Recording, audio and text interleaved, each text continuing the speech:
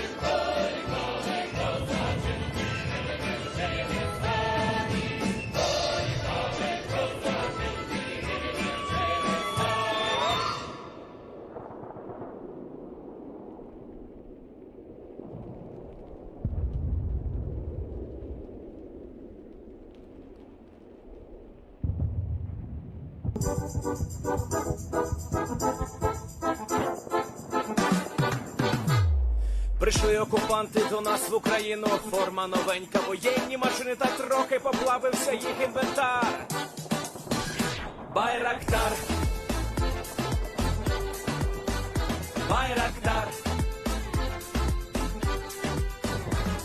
Російські танкісти сховались з кущі, щоб лаптем посьорбати довбані щі, та трохи у чах перегрівся навар. Байрактар, Байрактар. Приперли зі сходу до нас барани для восстановлення великої страни. Найкращий пастух баранячих отар. Байрактар, Байрактар. Хто буде всяке озброєння різне, потужні ракети, машини залізні, у нас на всі доводи є коментар. Байрактар, Байрактар. Вони захопити хотіли нас зразу, а ми зачаїли на орків образу з російських бандитів. Робить примар. Байрактар, Байрактар. Російська поліція справи заводить, там вбивцю рашистів ніяк не знаходить. Хто винен, що в нашому полі глухар? Байрактар, Байрактар. Веде пропаганду кремлівський урод, слова пропаганди ковтає народ. Тепер нове слово знає цар. Байрактар. Байрактар. Байрактар. Байрактар. Байрактар.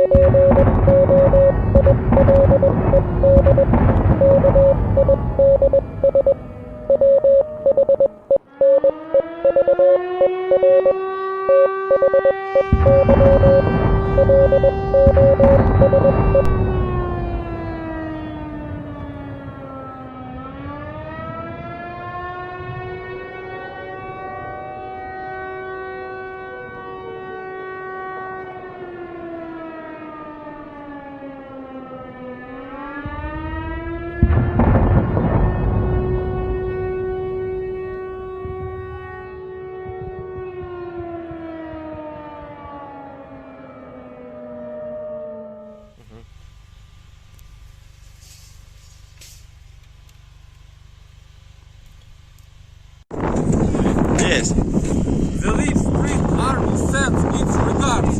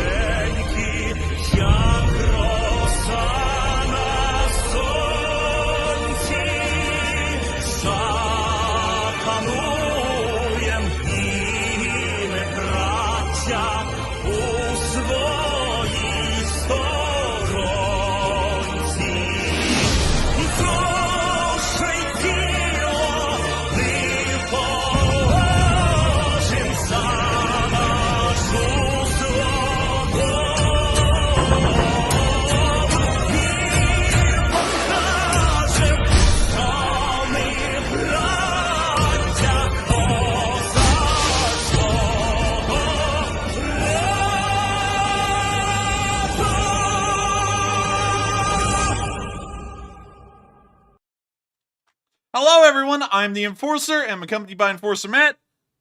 And good evening, everybody. It's Enforcer Matt, and welcome back to day 231 of the news. And of course, we're going to be reporting on day 230 and 231 in tonight's news segment, as we have to cover the past 48 hours of the war in Ukraine, and they have been action-packed to say the least, for better or for worse. Of course, as y'all may know, when we were rounding out our stream on Sunday night, just the day... Actually, that would have been Friday. On Friday, the Kerch Bridge was destroyed, and in between Friday and now, things have started to escalate at a somewhat faster pace. Well, more so, the Russians have gotten angrier at a faster pace than anything, and the Ukrainians have once again blistered the Russians in the northeastern area and have taken more ground, which we knew about around Sunday night, but now we've updated the front lines because enough time has passed. And so with that, it is now time to cover the past 48 hours of the news of the war in Ukraine. But before we do, we have one last thing to say. Last fundraiser, we ran a fundraiser for Razom for Ukraine. And at the end of that fundraiser, we had raised $10,500 in support for Razom, bringing our total for the fundraisers all together up to $540,000 to $550,000 raised. We're almost at the halfway point to $600,000. And so with that in mind, yes sir, 100, laughing face, smiling face. It is incredible to think that the Elite Spring Army is still smashing through the fundraising goals and always helping out the Ukrainians at the front line. We've helped out loads of nonprofits that are over there helping out, and believe it or not, I actually saw an ad on TV just about 40 minutes before the stream started as I was passing by and we were looking at the TV. And it was for Save the Children, which is one of the fundraisers that we ran before, and I believe we raised nearly $30,000 for Save the Children on that single fundraiser. And just imagine that. The ads you see for the nonprofits on TV, we have helped them out in helping out Ukrainians around the world, both inside of Ukraine and the refugees that have fled elsewhere on some others. But still, an amazing thing that the Elite Spring Army is able to do, and hopefully will be able to keep doing it. And so with that, moving on into the great news today, the Ukrainians have blown through the Russian lines again. This is not the only time that this has happened. Of course, all the areas in black that you can see here are all pieces of land that Ukraine has retaken over about the past month or the past month and a half.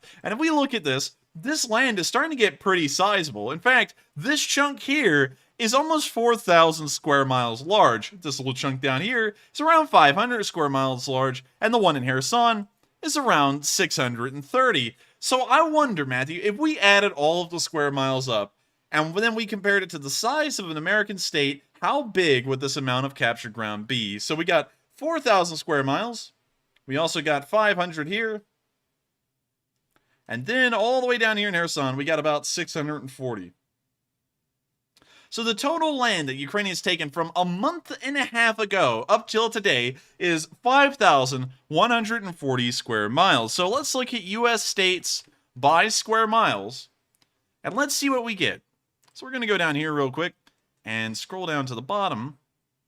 So the amount of land that they have captured over the past month is larger than the states of Connecticut, Delaware, or Rhode Island, and now they're starting to get kind of close. They're really, honestly, getting quite close to being about the size of Hawaii. So incredible news to see that they continue to retake ground, and not only that, but about a 50-mile-long area on the front line, which I'll show y'all here. It goes all the way from the Russian border, all the way down to the town of, let me try and get this name correct, Pershotrov-Neve, I believe is the correct pronunciation. This entire area of the front line has shifted forward over the past 48 hours, and the Ukrainians have obliterated the Russians in this area. There's no other way to put it. I'm just going to show you all the video footage of them wiping out a convoy on day 230. And so here's the video of Ukrainian artillery finishing off what was left of the Russian army in this area. Here's the video. Also, we got it muted. But we see the Ukrainian artillery coming down on that tree line, and now we can see what's left behind. And it's not a pretty sight. Looks like there's several BMPs, a couple of supply trucks, maybe a Ural. A couple of Urals, actually. We can also see an abandoned BTR. We can now see a whole other Russian convoy hidden inside the tree line. Also looks like there's some BM-21 Grads. In fact, this is an artillery battery. This appears to be their resupply truck, and about 4 to 5 or maybe even 6 Grads. And of course, since the Ukrainian drone is looking, I think we all know what's about to happen here soon. Ooh. Oh. That was a well-placed shot. If we take a look at this again, we can see that all 4 grads are about in this large group, and the shell hits right on all of them. Almost, probably, actually, in fact, there's no doubt to this, knocking out at least 3 of them, moderately damaging this supply truck or this recovery truck along with this grad, and maybe moderately or lightly damaging the grad furthest to the back.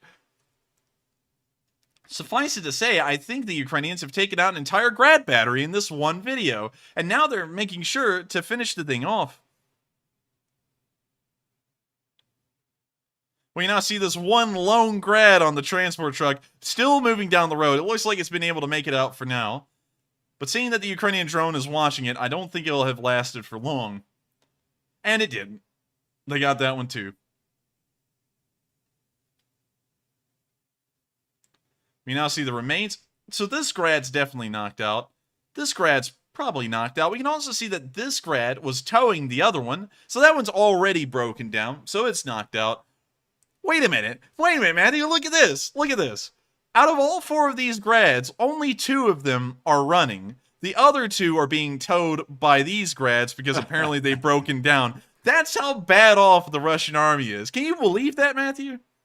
Yes, I can. That's totally normal for the Russians. And I can believe that too, because think about this, everyone. I've told y'all over and over again, and there's been a lot of proof that we've been able to find backing up the claim that Russian logistics have been entirely destroyed. They're practically non-existent in most areas of the front and inside of Russia as well. And we can see that to a T right here, as 2 of these grads have broken down so bad that they have to be towed around from position to position by the only 2 operating grads in the entire unit. And then the transport truck, the resupply truck, had to be hooked up to the 5th grad and tow it around as well. So either they are running out of gas, or the grads have broken down. We now see a little group of Russians moving down Frontline. We can also see some more Russian vehicles moving in. Those look like Mista S's. Russia's pride and joy of their artillery force. And it looks like it became the pride and joy of Ukrainian fertilizer. Although steel isn't really the best fertilizer for the ground, but it looks like the Ukrainian artillery doesn't care. It looks like they're going to take them out pretty well.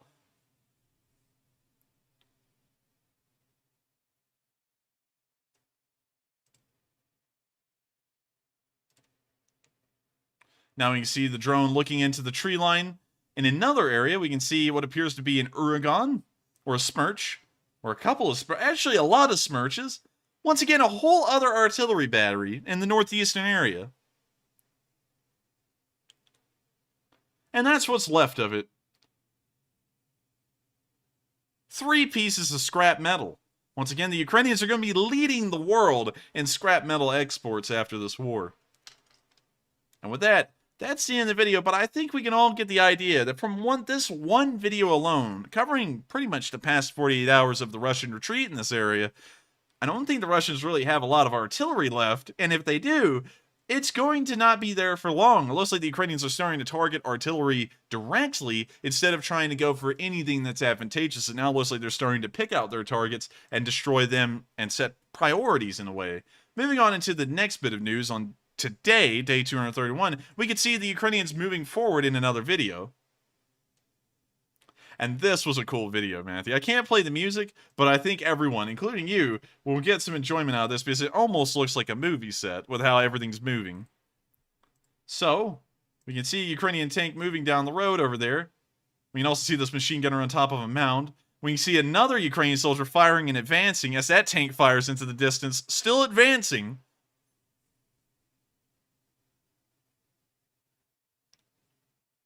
We see the Ukrainians laying down fire.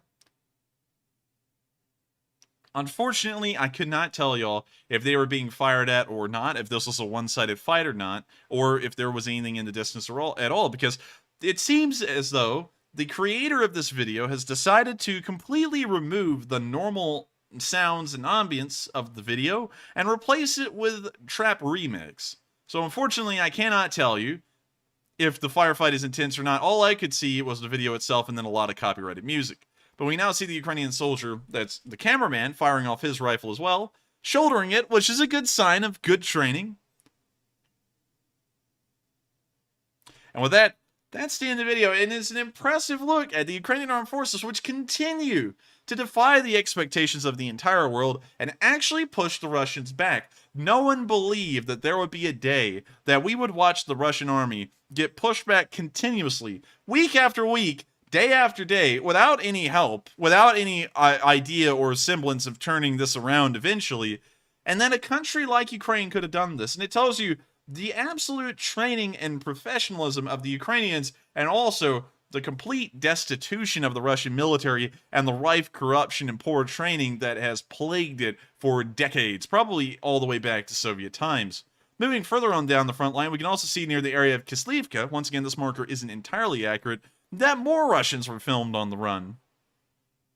In fact, these Russians were on the run so badly that these Ukrainian soldiers in the video just watched them run away while their convoy engaged them. And so, here's the video. So down that street are some Russians. These two guys are literally just standing in the middle of the road, just looking down there, watching the Russians run off.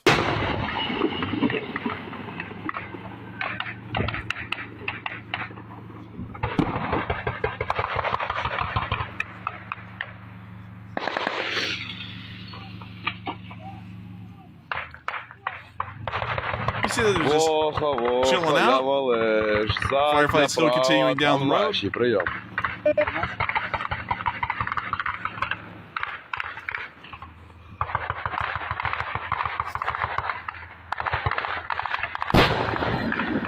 Sounds like they fired off a little round.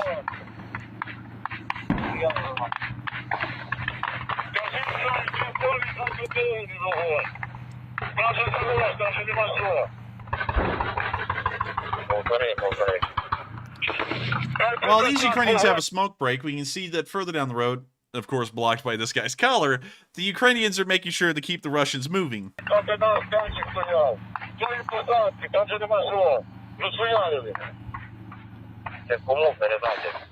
Цей дебіл знову бачить.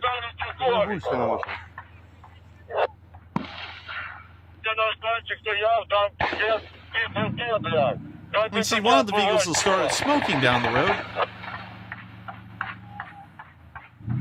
Я принял тебе.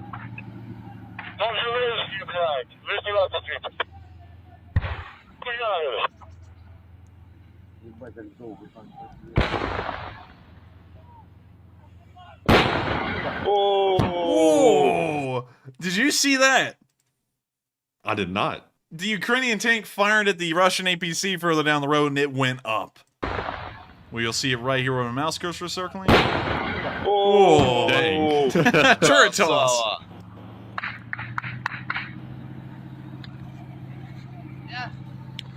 Третього пострілу.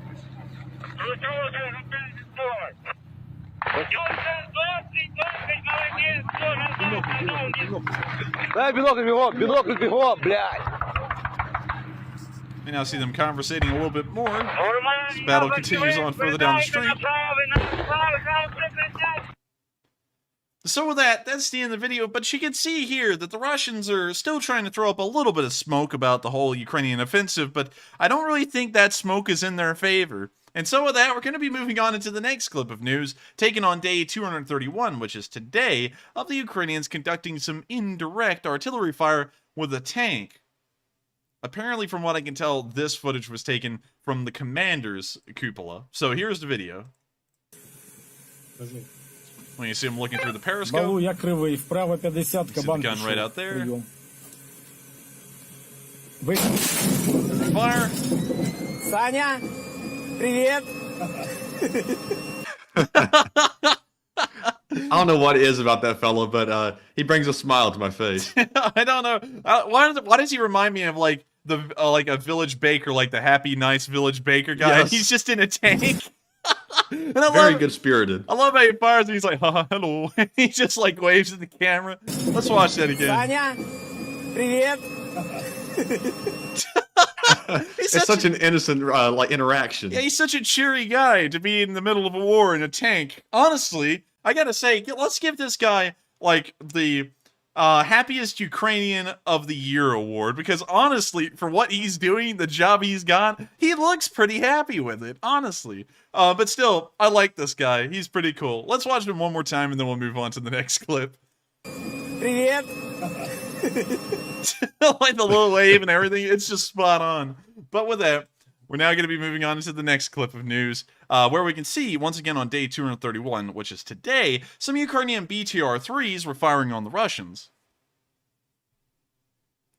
Heather Fitzgibbon said, "The Pillsbury Doughboy." I don't think so, because I don't think the Pillsbury Doughboy actually has a personality. Really, I think he's just a doughy guy. But that guy, I mean, I would have to explain it. I would have to find like the characters for it and stuff. But that guy is actually like a movie character out there somewhere. I'll have to think of the one though. Anyways, here's a video of Ukrainian BTR-3 peppering the Russians.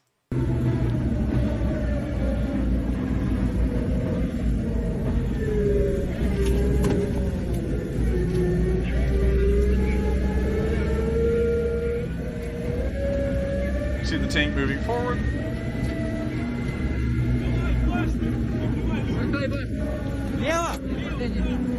Looks like the brand new Arma looks great.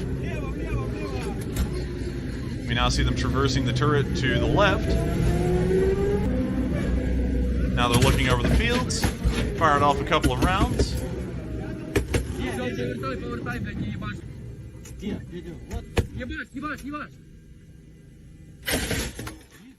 Firing off the coaxial machine gun. Actually, correction, that is the main gun. Sorry about that, everyone.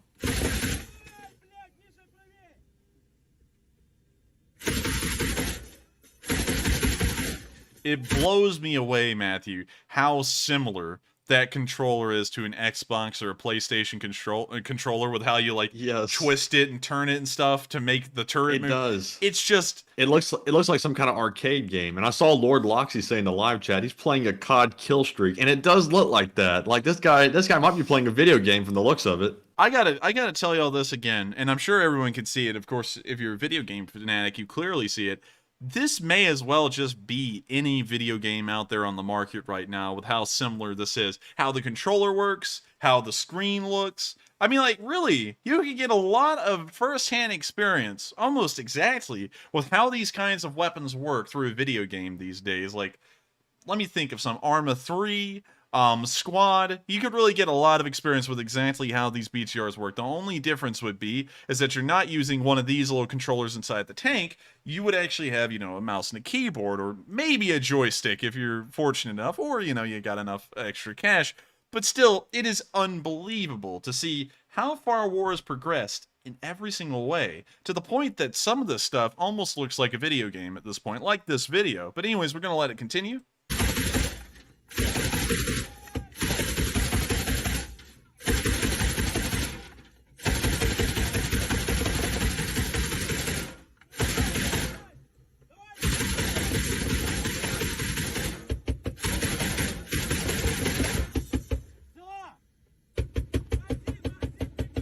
Well, looks like the range they're firing, it's actually pretty considerable.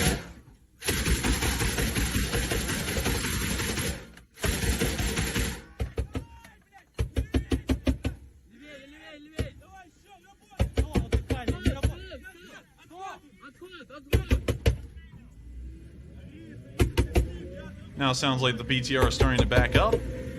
They're continuing to fire on the opposite hillside.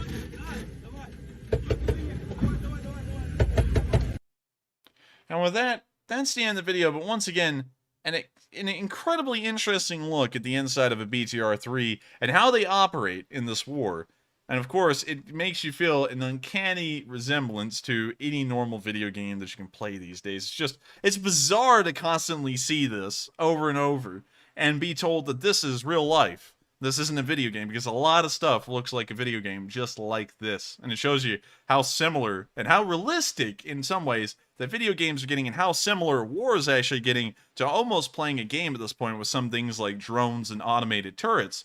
But with that, we're now going to be moving on out of the northeastern area. But before we do, let's discuss what really happened. Of course, as you can see from the northeastern area of the front line all the way down to the south, this front is about 40 miles long. Looks like I overshot a little bit by saying 50, but a 40-mile-long area of the front line has moved in total, in its furthest distance from Kupiansk, a total of 10 miles over the past 48 hours, and now they're looking like there's really no resistance up here in the northeast whatsoever, considering that an entire 40-mile-wide push occurred and none of it slowed down. In fact, if we look at a front line like this, from what we could tell and based off of reports, it's in a perfectly straight line. That shows that every single unit on this front line encountered almost no resistance and probably achieved all of their objectives within these 48 hours.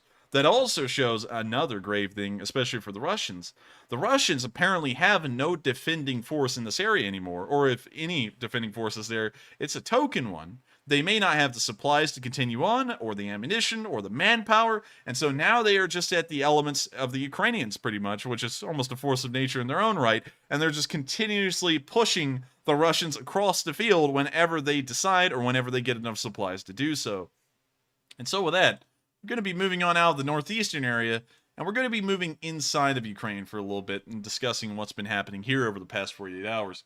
Of course, with the news of these counterattacks occurring in the northeast again and succeeding, and also the news of the Kerch bridge, which the Russians have put a massive amount of attention and focus on, as well as the Ukrainians, the partial or almost entire destruction of the Kerch bridge beyond the road segment is a little bit of an embarrassment for the Russians, and it's also showing once again how poorly the war is really going, considering that they can't even protect the Kerch bridge, and they had hyped the Kerch bridge up for months. They had sent out illustrations and graphics showing how they had it protected. We can even find one of those. Kerch bridge defenses. Let me just type this in. I'm sure we'll get a Google image showing us the infographics that they would put out.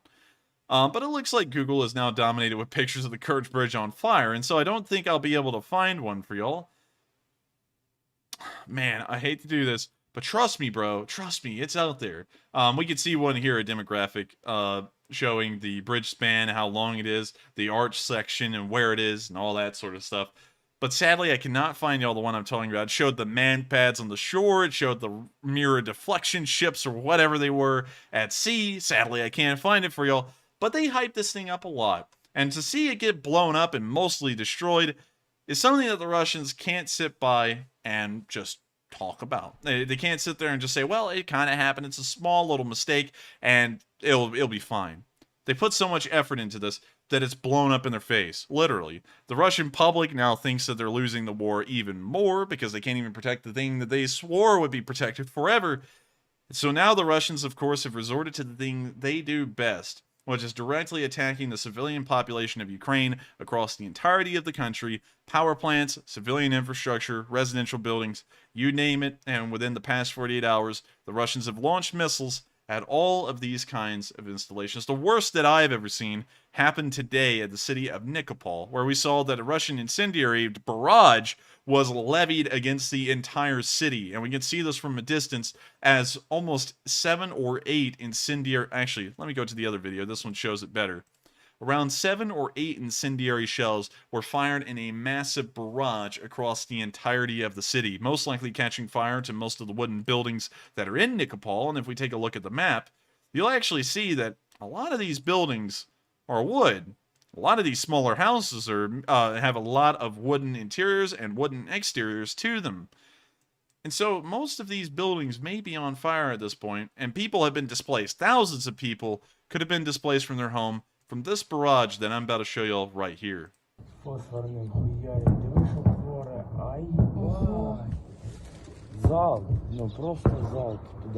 Each one of those incendiary barrages has the potential to burn people to death if they're called outside of their houses. And if they're inside of their houses, it'll most likely only be a matter of minutes until anything flammable that makes up the roof or the house itself begins to catch fire, and these people have to run out into a sea of burning incendiaries and risk probably getting burned to try and escape and survive. And this is what the Russians do. And this is why, at this point in the war, and I actually got to ask this question today by someone. They said, Enforcer, you know, I understand a little bit of where you're coming from with the Russians and how you don't really want to see them in Ukraine, and whenever they meet their demise, you kind of, you know, cheer it on in a way, and there's a good reason why. If you look at this right here, that is a direct attack on a bunch of innocent people that had nothing to do with the war rather than living in Ukraine, and the Russians are going to burn every single one of them alive if they can. And if we pull up the city's population of Nikopol, and look at that, Nikopol right here, and let's look at the population, 115,000 people. And the Russians, because they're losing a war against the military, instead of attacking the military that they're losing the war to, they would rather try and burn 115,000 people alive. Now, really think about that. And that's why, whenever I sit there and see a Russian artillery battery get hit, or anything for that matter, I go, that's good. Because that Russian artillery battery, like that Grad battery, could have been the exact ones to fire off this barrage and try and burn all of these people alive. So next time you think to ask me that question, think about videos like this, and think, if we want things like this to stop happening, there is a undeniable truth out there. It's, some people may call it an evil, it's a necessary evil, that the Russian army has to be pushed out of Ukraine. And the only way you can push the Russian army out of Ukraine is to destroy them and force them to retreat. And that's the only way we can stop this from happening. And so with that, we're going to be moving on to the second clip, showing the incendiary barrage from a night vision camera further away from the town. You can see the camera turn white. We can see some flashes in the distance at the top of the screen. And to the right side, we can see those incendiary rounds once again falling on the city.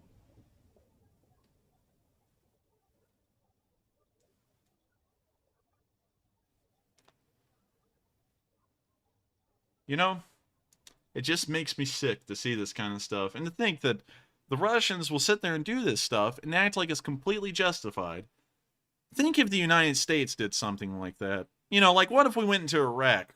And you know, there's a case to be made that there were civilian casualties that were had in Iraq by the U.S. forces and coalition forces altogether.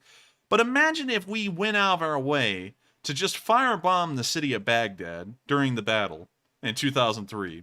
And we just ended up burning tens of thousands of people alive. And think about the kind of backlash that the United States would get. And think about this right here.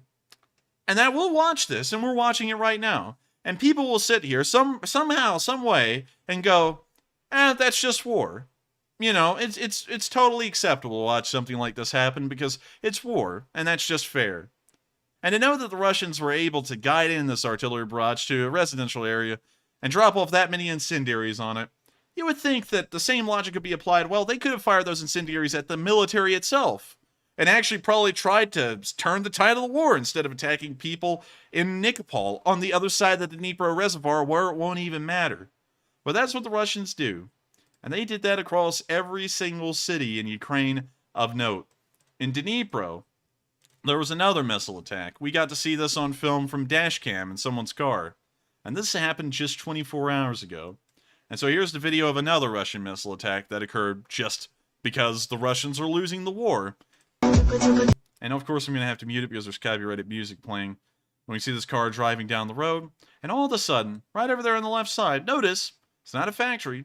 That is a residential building. That's an apartment building. And a Russian cruise missile slams right into it.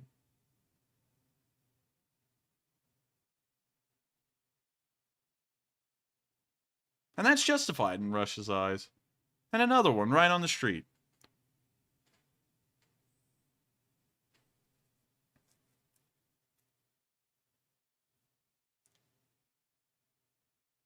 If I had to estimate how many Ukrainian civilians have died over the past 24 to 48 hours from these kinds of unsolicited Russian attacks, those numbers are well in the hundreds at this point across the entirety of the nation. A few dozen here, a few dozen there, probably a few dozen from that missile attack alone that we just saw in that video.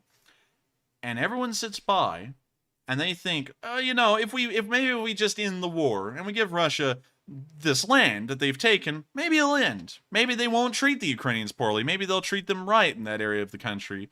Or maybe this isn't our problem. Just from a moral standpoint alone, going beyond the strategic interest of the United States, it is wrong to watch something like this happen and go, that's fine. You know, that's just what happens. Imagine if this was New York City, and that happened in New York City. Would you feel the same way? I wouldn't. And I don't feel any different if it was New York City or Dnipro. This stuff. And go ahead. And Enforcer, I'll say that it doesn't seem like a diplomatic solution is ever going to be possible with Russia. They simply aren't interested in diplomacy or working things out or negotiating at all. I think it's just going to basically be Russia continuing to harm civilians, because if they were interested in peace, they wouldn't have invaded to begin with. When they decided to do that, they gave up all diplomacy ever. And I would have to say, I would have to agree with you, Matthew. They don't have any kind of diplomatic core to them whatsoever. Their whole entire stance now is that we're going to do what we want, and if anyone stands in our way, we're going to threaten the annihilation of the entire civilized world if we don't get what we want. And when you think about that, they're going to do this, and they're going to tell everyone, if you try and step in and stop us from committing these kinds of heinous atrocities, we're going to nuke you, and we're going to kill more people in your country than you could ever imagine we could do to Ukraine. That's just sick on a governmental level for a country to threaten that kind of stuff.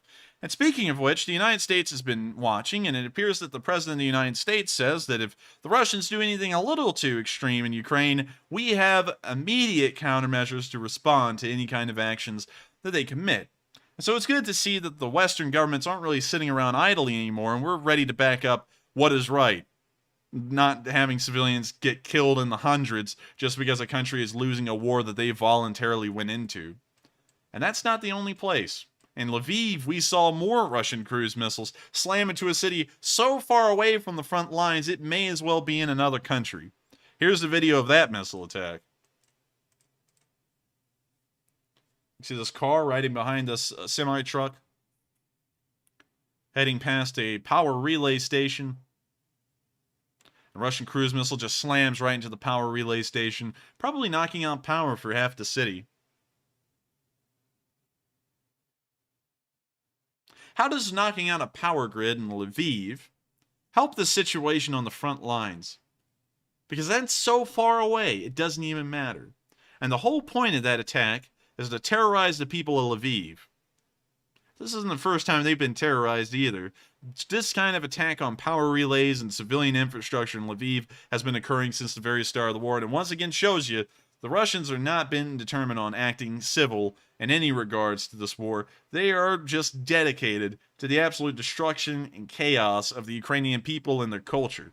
And moving on to Kyiv, where we saw the worst of it, we saw that an unbelievable barrage of missiles flew into Kyiv and struck multiple targets, some residential buildings, a power plant, among other things. And we can see a video here of one of those cruise missiles flying on its way to Kyiv, somewhere outside the city.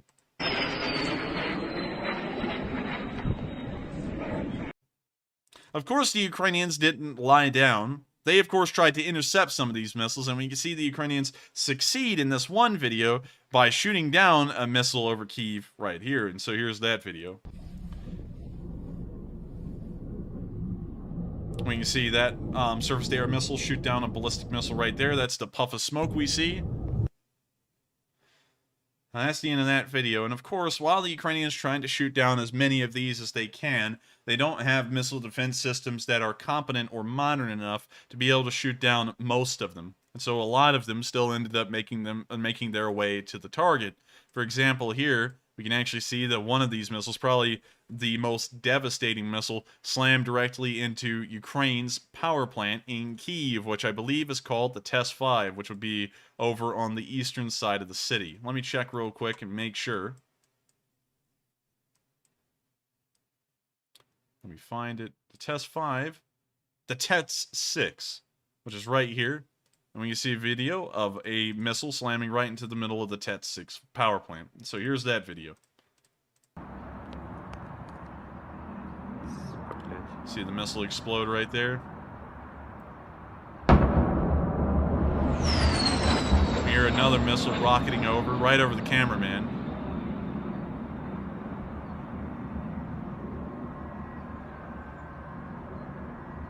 And now we can see it going into its dive as well. And it also strikes directly onto the power plant.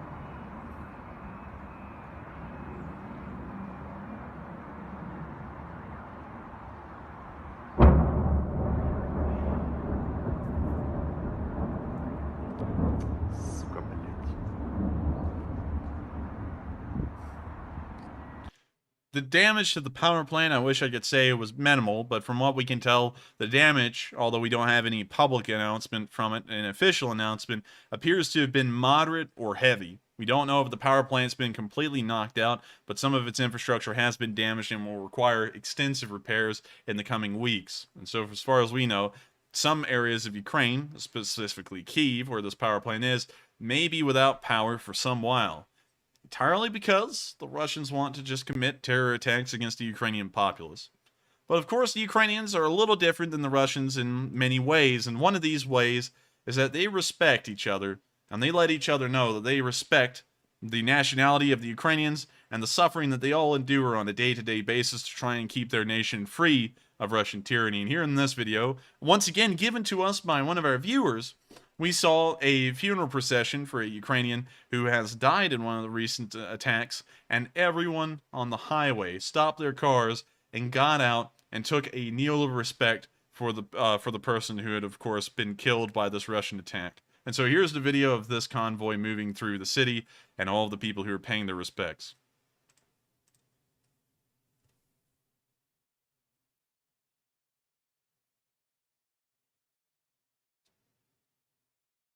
Now you can see as the convoy passes by, every single Ukrainian pays respect to this person who's unfortunately died in this missile attack. Hundreds of these scenes are occurring around the entirety of the nation.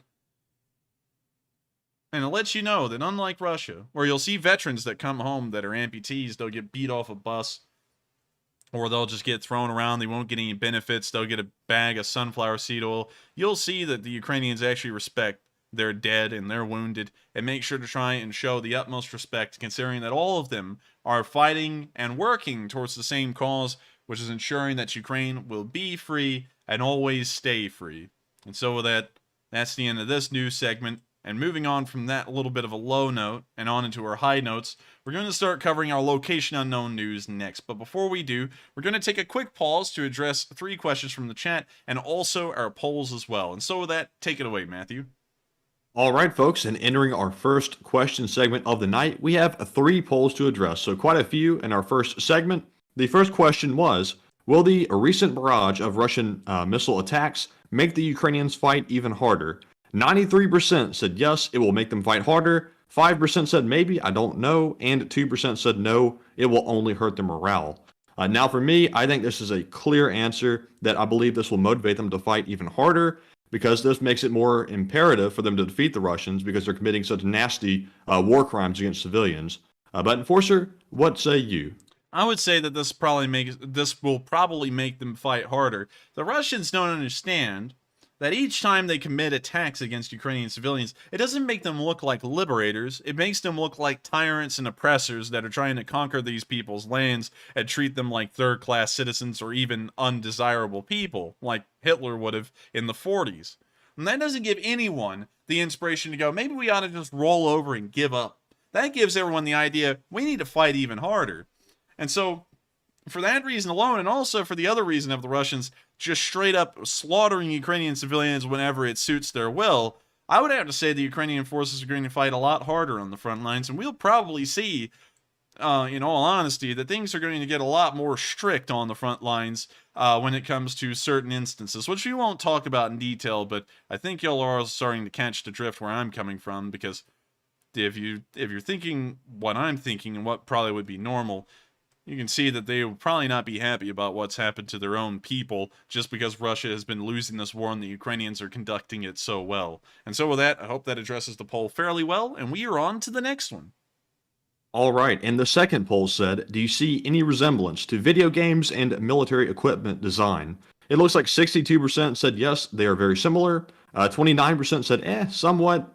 5% said no, it's just coincidence, and 4% said no resemblance at all. Now, for me, I personally think there is quite a bit of significance between video games and also military equipment. And hopefully this isn't like conspiracy theory territory, but I think that's actually on purpose for many reasons. But Enforcer, what say you on that poll? I would have to say that wars do resemble video games heavily, or video games resemble wars heavily these days. I think at some degrees it's a little bit more of coincidence than actual, I guess you could say, conspiracy or like a deliberate attempt. Because think about it, video games came out in their form a little bit before, or I guess you could say they were kind of inspired by that equipment that already existed, like the automated turrets, which we knew existed before Call of Duty, and then Call of Duty would implement them into their games. And because, of course, a lot of games revolve around first-person shooters, the controls are kind of set up, I guess you could say, in a similar way with how you operate the system. So I would have to say they are incredibly... Of course, there are massive differences with the war. I know that someone's about to say the real obvious one, well, there's people dying. Obviously, that's, of course, the major difference, but by and large, with how the weapon systems operate themselves, it is uncanny valley, and how the weapon system of a BTR-3, a BTR-4, or a Stugna looks just like a lot of video games. You can find a lot of them, almost a bucket full of video games that have stuff in it that's similar to that. And so with that, I hope that addresses that poll fairly well. And with that, we are on to the next one. And Enforcer, it's actually pretty smart if that's actually the reason that they do that in military equipment design and then video games as well. Because as folks are sitting at home playing their video games, they're like basically getting trained on equipment.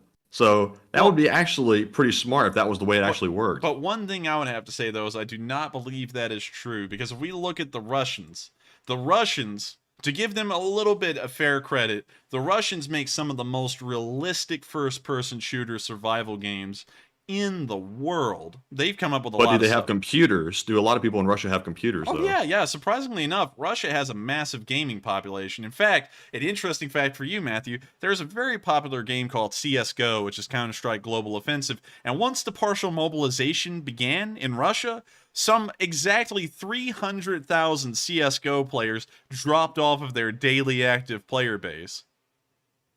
So that tells you that there's a lot of active Russians out there in the gaming world. And it was really crazy to actually see that drop-off happen in real time. I actually saw pictures of it, but I didn't show it on here. But that shows you that there's a lot of them out there that are into first-person shooter games. And one of the most realistic ones out there on the market, and some of y'all may have heard murmurs of it, is Escape from Tarkov, which I would have to say, out of any game in the world, is probably the most realistic game that depicts what it is like in real life to walk around holding a rifle, and that's it. You could get shot at from anywhere, you wouldn't know where you're being shot from, you have to eat, you have to drink, you break your legs, I mean, like, it sucks. The game sucks in a really realistic way. And Enforcer, here's one caveat, though. They may have the video game in Russia to, like, I guess, learn, but they don't have the war equipment anymore, at least. That's true. That's true, actually. Also, real quick, everyone's talking about that CSGO thing. CSGO player count. Let me go here. All right. So, hang on. I'm going to have to back it up to... Hang on. I got to go find the picture of it. Because it was like the overall thing. Let me find it. I think this is it, right here. Nope. Where in the world was that? I'm gonna have to ask the person that sent that to me to send it to me again, because it was out there somewhere. And it was pretty wild to see. I was like, what? I was like, there's no way that's the case. Apparently it was, but I'll look into it a little bit more to make sure. Anyways, I would have to say that, Tarkov is very realistic, but that did not prepare the Russians at all for real-life war, because they got there, and they are the worst at it. I would have to say at this point, I believe the Russians are the worst trained military in the world. They even beat out countries like, I would say, I'm trying to think of some. Brazil, you can't really say. Argentina, maybe? Not to diss on the Argentine military, but the last time they did anything, they got land blasted in the Falklands. So I would have to say that they're about as bad off at that point as the Argentines were in the 80s. And so with that, I hope that addresses that fairly well. And we are on to the questions. All right, so we actually have one more poll to get to. And the question on the third one said, do you think that Putin regrets the invasion of Ukraine? It looks like 51% said yes, and he has dug a very deep hole. 11% said maybe, and 38% said no, he has no regrets about the war. Now for me, in my mind, it's pretty clear that I think he definitely regrets the war, but he has dug himself a very deep hole, and he keeps digging it even deeper by senselessly and very evil attacking just civilians in Ukraine, which is very, very nasty. It's a war crime, and he keeps getting just worse. So, Enforcer, what say you? I would have to say that he has definitely dug himself into a deep hole, because, the Russian expectations for this war at the beginning were incredibly optimistic. A 3-day special military operation that was then extended to a week, but it was expected in between 3 days to a week, this whole war would be over and Russia would control Ukraine. And a lot of people around the world, the supposed experts, they believe that too. Of course, they don't believe that now. They're saying the complete opposite. But at the beginning, that was what they thought it was going to happen. And 8 months later, they are no closer to winning this war than ever. In fact, they are much closer to losing it now than they ever could have been. Even if they didn't go into the war, they would have been closer to winning a non-existent war than they would have been to losing it, even compared to now. And so for that reason, I think he's dug himself into a deep hole. This is going on a lot longer than expected. They've lost a lot more soldiers, a lot more equipment that's practically irreplaceable at this point. Their economy has collapsed due to massive foreign sanctions. And for that reason, I think he has definitely looked at this as he's dug himself into a deep hole, and almost one that Russia cannot recover from. And so with that... And Enforcer, I just saw somebody in the live chat. Bo said, I think he's dug his hole 6 feet deep. And hopefully he has. Hopefully he has. Everyone's been waiting for him to croak from cancer or whatnot. He sadly hasn't yet, but we'll be waiting, and we'll be ready to report that on some night's news, because hopefully it'll happen then. Apparently, everything that's important in the world happens at the exact time this stream runs, and so hopefully that will happen during this time segment as well. But with that, we are now on to the questions. So what do we got, Matthew? All right, and first up from our super chats, we have a very generous $50 donation from AJ, who says, thanks for all your hard work. I've been here off and on, but first-time supporter. Go ahead and take someone else's question. I just wanted to say hi. And thank you so much for the support. That means a lot to us, and of course, helps us to keep the channel running, which without y'all's support wouldn't be possible. So I thank you so much. And also, thank you for the first time supporting. Thank you for being a Lee Spring Army member, and also catching it live. It sounds like he made the pilgrimage, didn't he, Matthew? Yes, he did. The LSA pilgrimage. The LSA pilgrimage. It's to catch a live stream live. And so with that, I thank you so much once again for the incredible support. It does help us out a massive deal. And so with that, we will answer a live chat question sponsored by you. And so with that, what do we got, Matthew? And this one is sponsored by AJ, and it goes to TDK, who says, do you think Putin is going after Ukraine's power supply? Because Ukraine was starting to give power to Germany a few weeks ago, hoping that the EU would stay dependent on Russia. I believe that the Russians are attacking Ukrainian power plants and power infrastructure entirely to terrorize the civilian population. And really think about this. If you knock out their power, believe it or not, a lot of the modern world relies on electricity. So if you knock out electricity production in a large amount of areas, a lot of these people start living in the dark ages nearly. Me, having grown up in central Alabama, we actually had power outages that would last for days, if not a week or 2 weeks at some points, which is kind of crazy to believe that happened in central Alabama often, considering that's... Not too hard to believe. I'm sure people that aren't from Alabama are like, yeah, I can expect that from Alabama. Yeah, they're probably out there with crooked teeth and, straw hats with pitchforks or something. But the power would go out for a long time, and we would live in a muggy hot house in 90 to 100 degree temperatures with 100% humidity, without any air conditioning. We would go to bed at night. The house would be hot as hell with candles lit, because there was no other way to get light. And to be honest with you, it is a terrible way to live without electricity, especially for a long amount of time. And so for that reason alone, I think they're just trying to demoralize the Ukrainian population by knocking out their power supply. Because think about this, in Lviv, and I've said think about this 7 or 8 times tonight, but in Lviv, the power grid was hit. It wasn't the power plant, it was a, what's that thing called, Matthew? It's a relay station, I believe? I think so. The relay station was hit, and that really has nothing to do, at least that one. It looked like a medium or lower voltage relay station.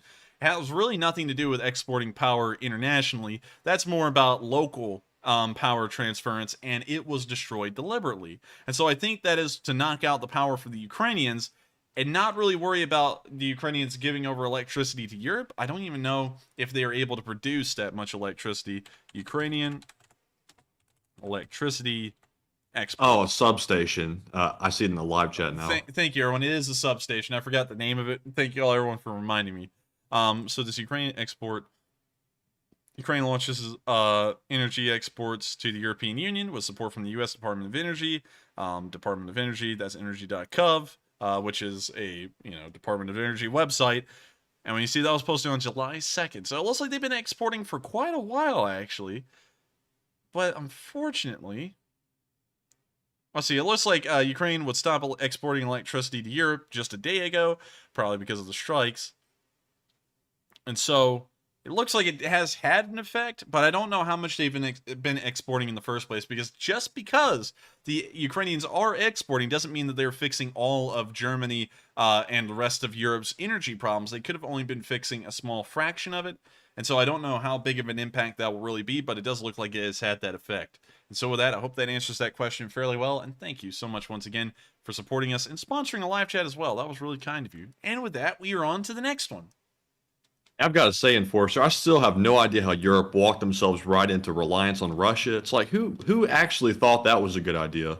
Well, it wasn't really them thinking it was a good idea. It was them doing some very rash decisions without really a lot of follow-through. Like, if you know anything about Germany, Germany moved really quickly to shut off their nuclear power plants. They tried to replace it with anything. So they started to replace it with coal and natural gas, almost exclusively. And so they just desperately went, oh, Russia's the closest. They're providing the cheapest buy. And so they just started buying it. And so it was more so of a screwing themselves over by convenience, more so than screwing themselves over by a strategic decision, which was still a stupid decision regardless of how they did it. I don't understand why anyone thought that was a good idea to start buying power and have your entire, well, not the entire, about like 10 to 7% of your power grid entirely reliant on a hostile power. That's clearly hostile and is not anyone that you can sway with, I guess you could say, economics, because the Russians have never been swayed by that. And so with that, I hope that does address that fairly well, man. That was actually a pretty good point. And with that, we are on to the next one. All right, and next up from our super chats, we have a $50 donation from Praise Adonai, who says, Enforcer and Matt, I sent an email today about how the Kerch bombing could have been a Tomahawk missile. It looks like it fits the damage and could have very well been the weapon of destruction. Please check the email and map Slava Ukraine and LSA. And Slava Ukraine. And also, I will try and check out that email and that map. I won't be able to check it out on stream, but I will try and check it out afterwards.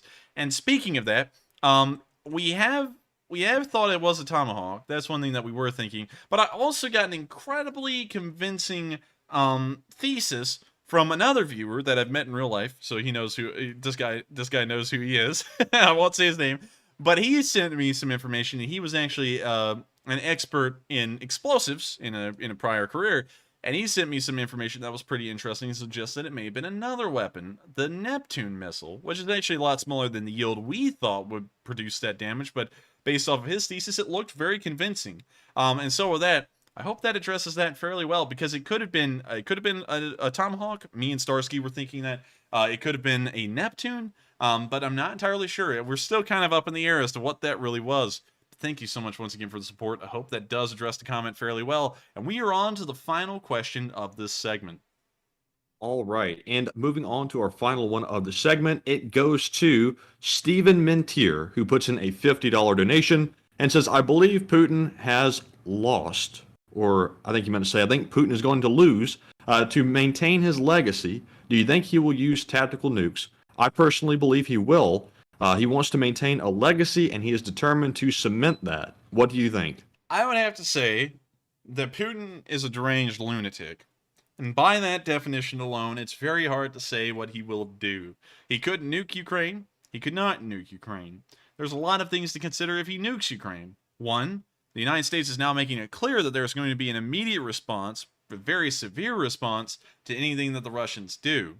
And we got more news on that today as well. Yes, we did. We did get more news on that today. And it seems that the United States is not leaning towards being ambiguous and making it sound like it might just be more sanctions. Now it's clear this is direct military action that's being threatened by the United States if the Russians do anything down that line. And so by that regard, I would have to say that Putin may be deranged, he may be insane, but I don't think there will be a legacy left behind if he takes that path. The Russians probably won't even exist by the end of that decision. And so with that, I hope that answers that question fairly well, and thank you so much once again for the support. And I do see a good argument to be said that there could be tactical nuclear weapons used in this war that will draw the U.S. in, but at the same time, it's just hard to say, because when you really think about it, would he make such a stupid decision that would end the modern world? He could, but then again, you got to remember, he will be the guy that makes the call, and that's going to be a tough call to make, regardless of if you're crazy or not. And so with that... And Enforcer, the main thing that keeps me thinking that they might still be on the table is that the United States keeps making statements that really don't coincide with what's going on in the public. Like, for example, today they said that they had, or excuse me, the USA said they had contingency plans in place in case weapons were used like that, meaning that they've gone ahead and planned ahead and planned out a response. So they know what they're going to do if he launches those weapons. And apparently it's going to be a pretty bad response. But that doesn't line up with what we're seeing publicly, which seems to be that the threat might be waning off a little bit, but the statements from the USA don't match. That's pretty true. And I think that is something to consider. I'm trying to think about what, because of course, playing devil's advocate here, we may just be threatening that to try and make sure that it doesn't head in that direction, because we're thinking, more elbow grease, applied to the situation may cool it down a little bit. We may be thinking that, but at the same time, there's a great argument to be had that it could be entirely because the background situation, the situation that we're not really hearing about in the public, is starting to devolve into a worser situation. And so now the United States is making it clear that there will be a definite response, really more so for the public's benefit in the United States and in the Western world than letting the Russians know. So that way, I guess you could say the rest of the world will be prepared for whatever may come next. And so with that, I hope that addresses that point fairly well. And thank you so much once again for the support. And I hope we were able to address that comment fairly well. And thank you to all of y'all who've helped the Lee Spring Army to keep on rolling. Of course, we only run through viewer support only. We don't run any ads on these streams. And so if you do enjoy these streams, I'm not beating y'all over the head with this. This is not the only time I'm going to say it. If you enjoy the channel and you would like to help us keep on going, please make sure to throw in a super chat. If you can, I'm not harassing you. I know someone's about to say, well, I don't have any money. That's totally fine. Just hit the like button and just enjoy the stream. But if you would like to help us keep going, super chats are the only way we keep running. And so thank you to everyone once again. And we are now going to be moving on into the next segment of news, starting off on day 230, where we saw that the Ukrainians, once again, were hitting the Ruskies.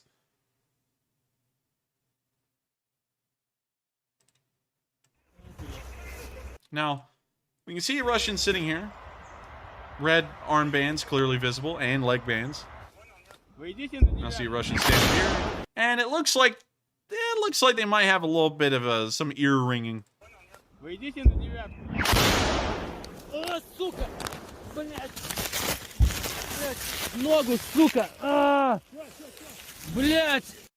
Well, it seems like that was a pretty accurate hit. We're now going to be moving on to the next bit of location unknown news, where we see that the Russians being hit by a HIMARS. And of course, we all know the little lyric, la la la la la la la la. And so we can see here, small river, along with a dirt road with a Russian convoy on it. We don't know where this convoy was, but it's a eclectic mix of Soviet equipment, Euro 4320s and some KAMAZ, and now it's an eclectic mix of junk.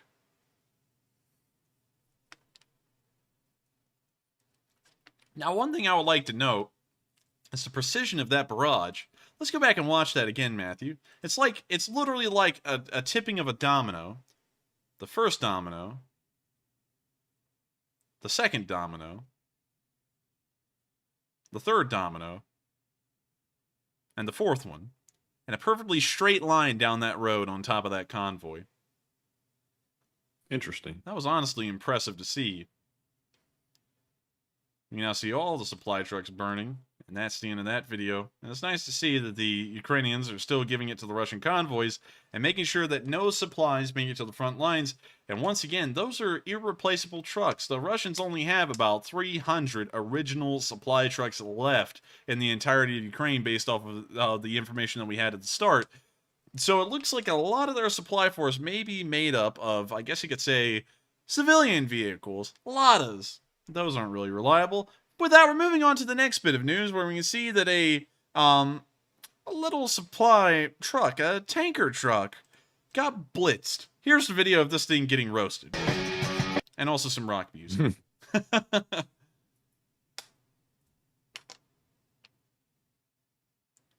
When you see that the auto auxiliary light's been enabled, and it, ooh, Wow. whoa, that got Dang. all the way up to the drone. Let's watch It that hit again. something explosive. I almost feel like we're watching Backyard Scientist. Hey guys, we're gonna make a lava, like a baking soda lava thing today, a volcano or whatever. It just shoots all the way up to the drone. The drone said vision sensors blocked. It says low environmental visibility. Fly with caution. I would say so. And so with that, that's the end of the video. And pretty nice to see that this drone was able to take out a little supply truck. Moving on to the next bit of news, we saw a man-pad fired at a cruise missile.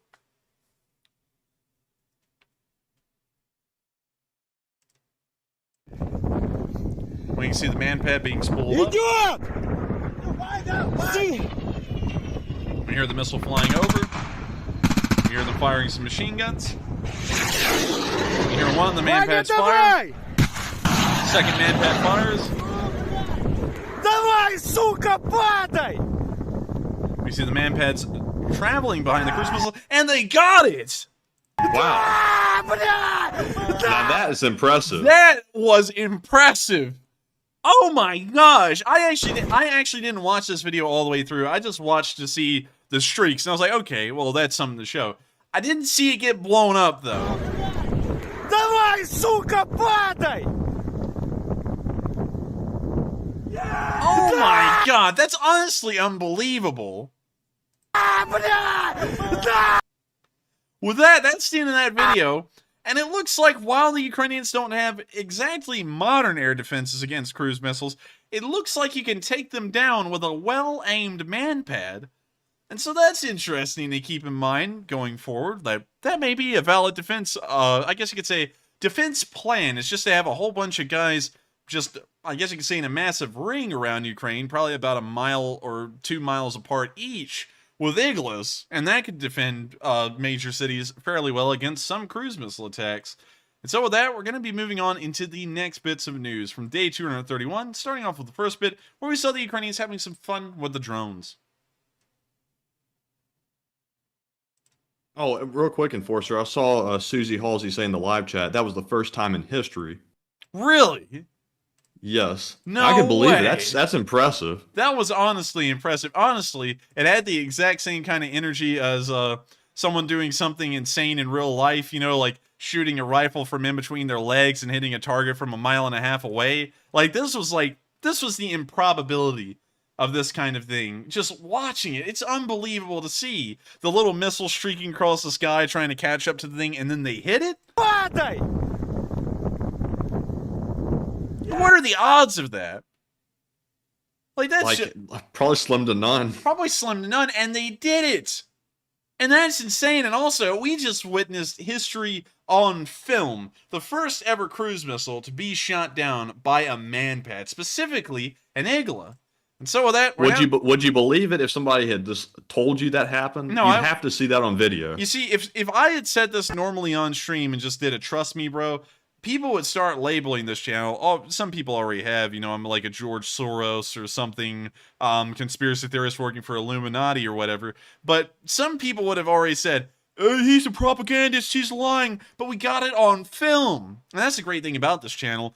If I say anything, there's footage to back it up. Or if there's footage on older streams to back up what I'm saying. And so with that, they should put the Dude Perfect music over this. You know, those like perfect trick shots. Yeah, they should do that. Yeah, they ought to do that. You know, honestly, I was thinking when they hit that shot, they ought to have some air horns playing and like do that like rainbow filter effect on the video. You know, like the 2013s. Yes. Honestly, it's worth it. That was impressive. But with that, we're now going to be moving on to the next video where we see some more drone fun being had. I just gotta check to make sure that this drone fun will be okay to show.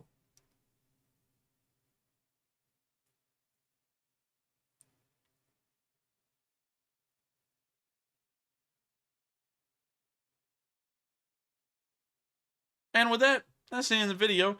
Unfortunately, Okay, Ukrainian troops engaging Russian infantry at close range. We won't go back and replay that, but it was good to see. Moving on to the next clip of news, we can then see... Why in the world are we back there again? Oh, this was great, Matthew. The idiot sandwich. This was a funny one. We're about to watch a Russian act like he's MacGyver, and not in a good way. Here's what he's done. He's taped together 3 grenades. Uh-oh. We already know where this is going. Oh, Lord. This is going to go bad. Look at this guy. Is he wearing a polo baseball cap? Could be. It's probably like counterfeit. Yeah, probably. Drip or drown, and this guy is drowning below the forehead. Everything below the forehead, he's drowning. But He's gurgling. Yeah, I mean, like he's suffering. He needs release. Like his pants aren't even on. Like the belt doesn't even work.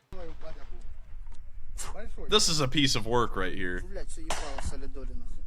Like if this guy dropped his guns and he just kneeled on the side of the road as the Ukrainian army passed, they would probably say something like, "I don't carry cash." Like that's, I mean, like this guy's in some pretty rough shape. But we can see Mr. MacGyver here. He's gotten some medical tape and he's taped together 3 RDG-5 grenades. He's also missing teeth. Now see him pulling the pin and tossing it like an absolute idiot. What type of toss is this? Yeah, but It hardly goes anywhere. It goes like 10 yards in front of Because him. it weighs like 3 times as much as a normal one. Wait a minute, did you hear that? I think they just fragged someone on the other side of the fence. but I think they did it. No. No way. No. No way. They definitely hit somebody on the other side. You couldn't hear somebody yell like that Oh my close. God. That's like those movies when someone hits a baseball bat and you just hear a dog like off screen. That was that right there. What an idiot. Somebody- yeah, but Oh,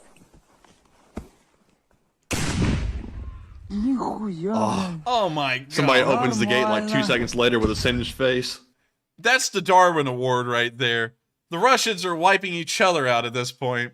And so with that, I would rat on this Russian a little bit more, but it looks like he's doing the Ukrainian army's job for them. And so I'll give him a little bit of credit. At least he was creative with it.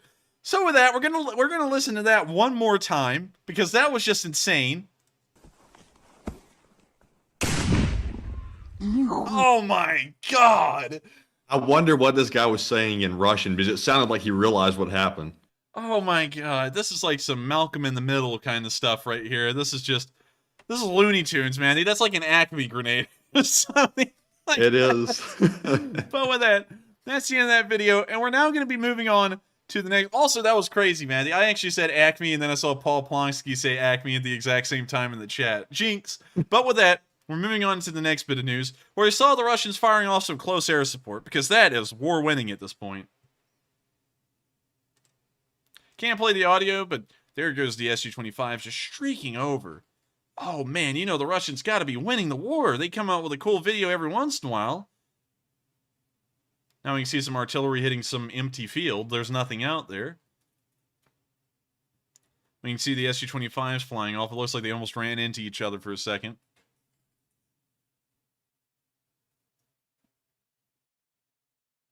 We now see them flying over the cameraman. That's got to be a deliberate decision right there. Also, I like how they pop flares right over the infantry so that way they can burn one of them. Yes. Yeah, like, this guy's like, quick, drop it early so that way I can make sure to get them all. What? Also, enforcer, real quick, I see some folks saying in the live chat that the guy said in Russian, OF. So apparently he might have realized what happened. I think they did almost immediately. But with that, we're now going to be moving on to the next video where we can see a normal day in the life of a Ukrainian soldier. I can't play the music, but the guy nonchalantly grabs a cigarette. And if there wasn't any music, I would tell y'all that there's a firefight going right on over this guy's head. And there's just bullets whizzing over. You know, like he's just enjoying a smoke break with his friend. You see, he clocked out just 15 minutes ago. He's still on his break. But he's decided to come off break. He's clocked back in. He's moving down the trench and firing over it. Now see him doing a really quick mag change, actually. You know, all the I know that there's about to be someone going, you call that a quick draw, a quick mag change? I can do it in 0.2 seconds. But for an average guy, that's really fast. Now see him picking up the old mag. Very nice. Very nice. It's good to see he didn't leave it. Now that form right there, now I gotta say, that form, I don't think that's the best. A little bit of like spray and pray, but you know, we'll let it slide. And now see this guy tossing an actual RDG-5 like it should be tossed.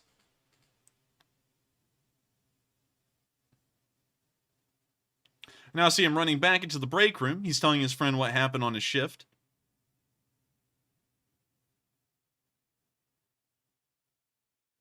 They're now doing inventory.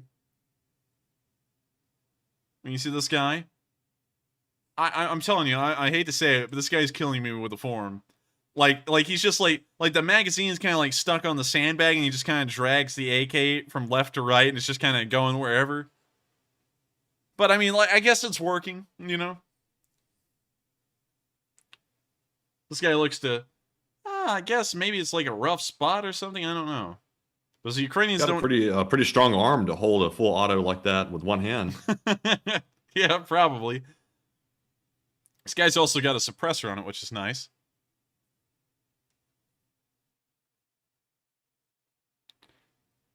And with that, that's the end of the video. But once again, the normal life of a Ukrainian soldier on his hourly grind. He's on that grind all the time. And it's also, of course, all jokes aside, great to see that the Ukrainian soldiers are continuing to hold the line and actually be pretty nonchalant about the entire ordeal of being in a firefight.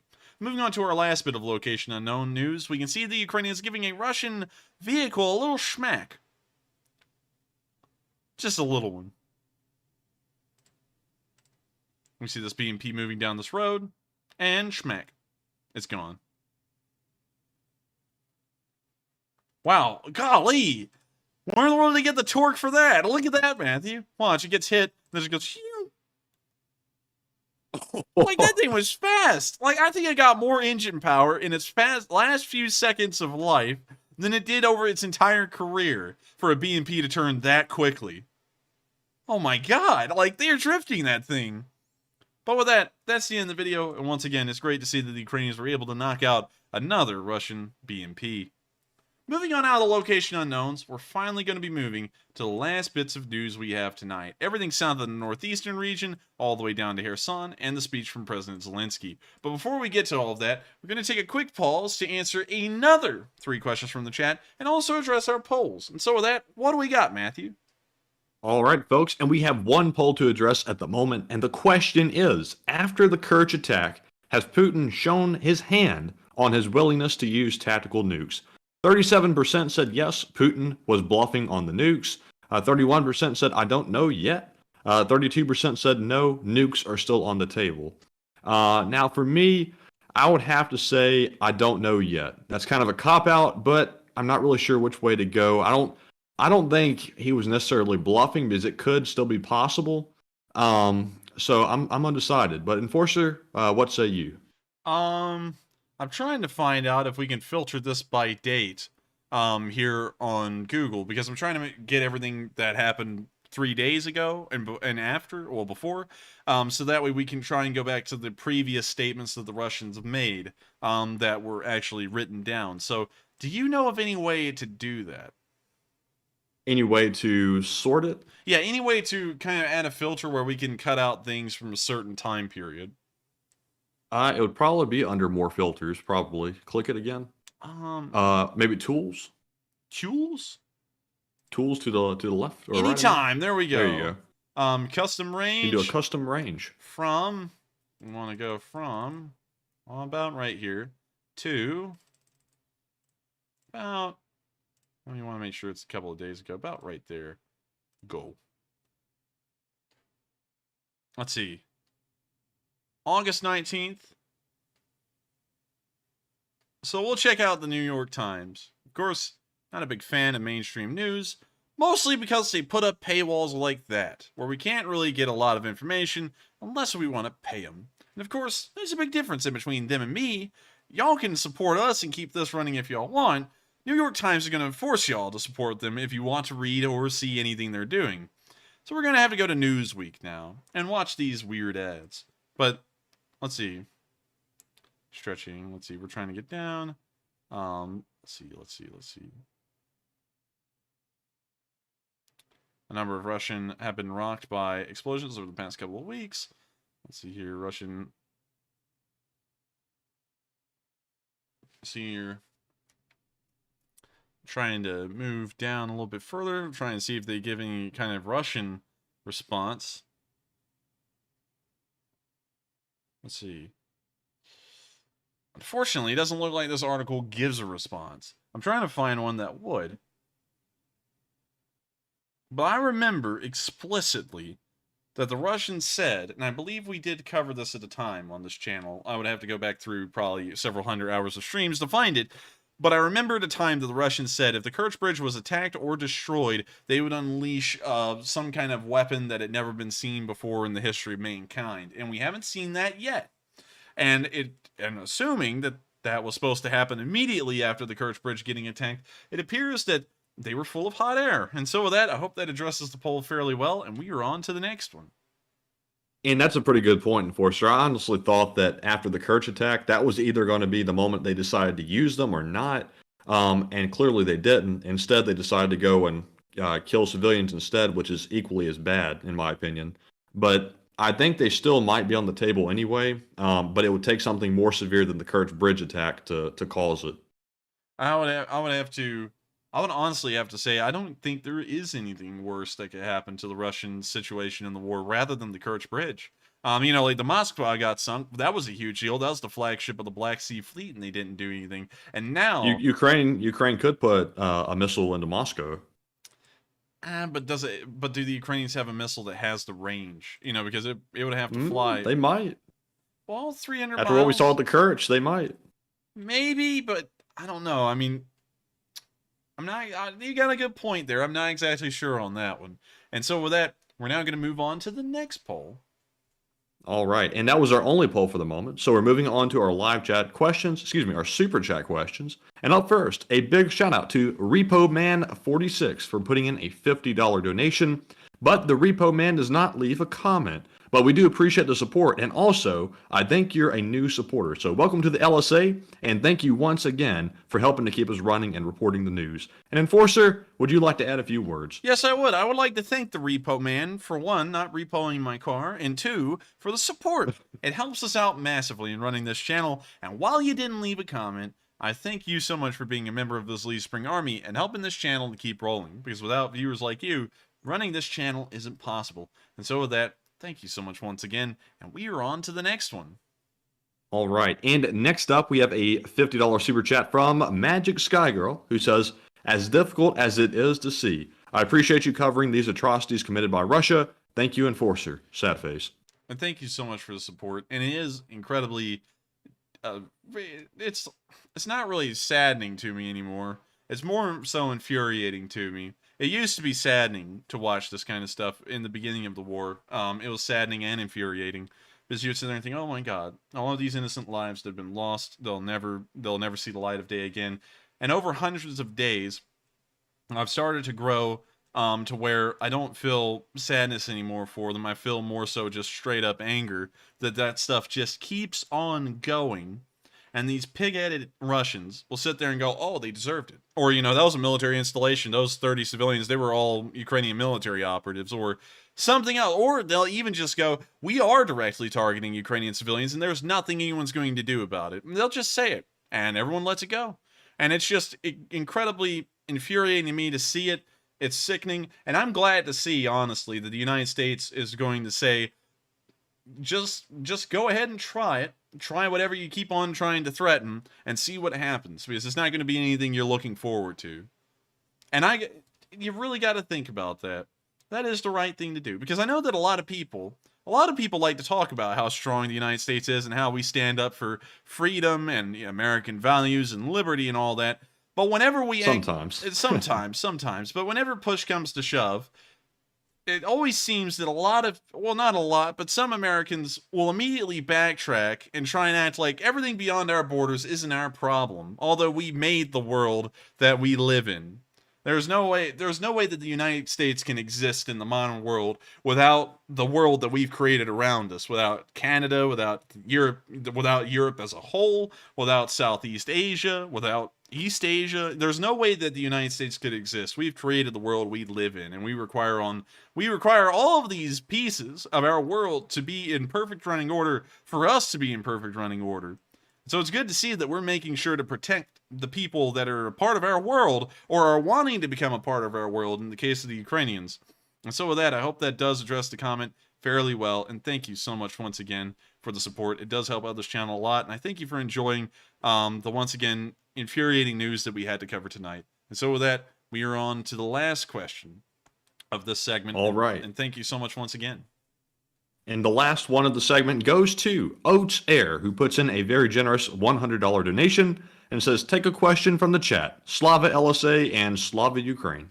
And thank you so much for the support, Oitzer, and thank you so much for helping this channel for running. Of course, you've been around forever, and that support really does help the channel to keep going. And so, of course, we will make sure to answer a live chat sponsored by you. And so with that, what do we got, Matthew?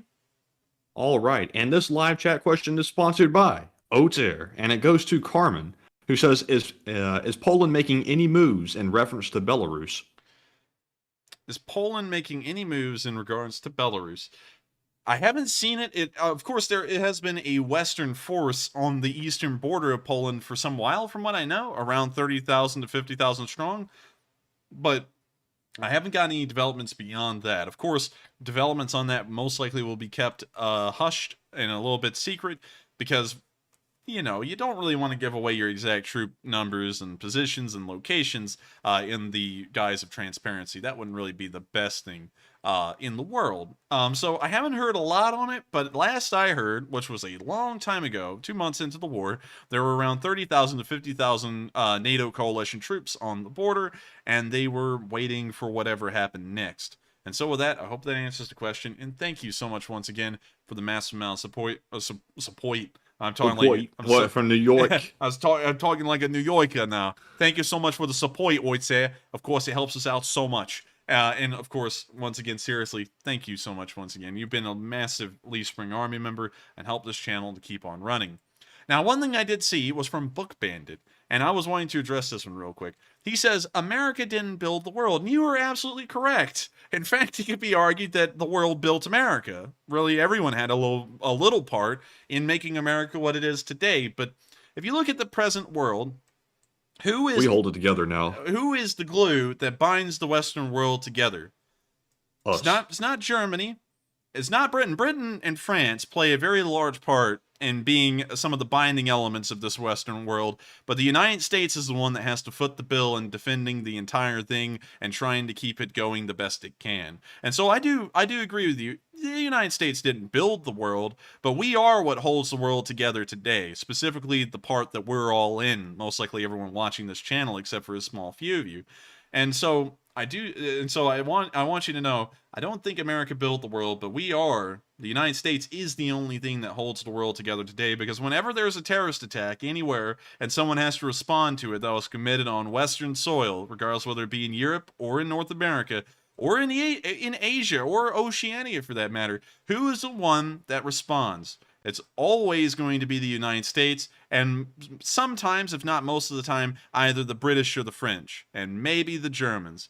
And so with that, I hope that does address that fairly well, because I do give other countries their fair credit. The British and the French are on up there in support with the U.S. and keeping this whole thing going, but the U.S. by and large, economically and militarily, are the big I guess you could say major power players in the world. It's not just because I'm American, it's how it works.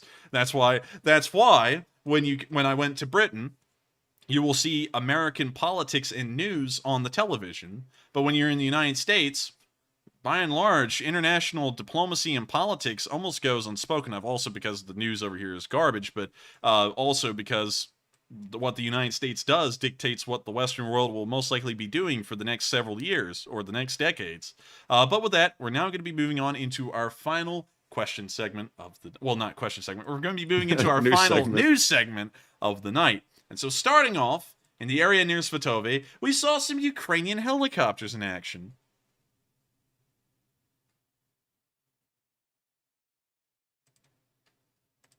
And so here's the video. We can see one of those Mi-24s, probably a Czech Mi-24B, firing off its unguided rockets. And man, I gotta tell you, one thing that the Soviets did right was building the Mi-24. I gotta say, it's a mean-looking helicopter, even now.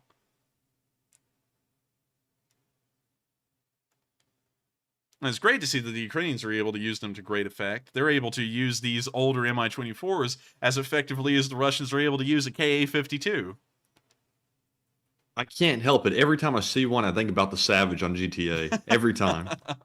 I actually don't really remember GTA all too much. I haven't played it in years, but it's still great to see them in operation. And with that, we're now going to be moving out to the Svatove area, where we haven't really heard much frontline news. But down in Bielorivka, we have seen that the Ukrainians were able to hit a Russian ammo dump for some Mista Bs, and was able to send it into high heaven. So here's the video of that. When you hear some kind of a music playing in the background, we can see the Mista B right there with all of its ammunition behind it.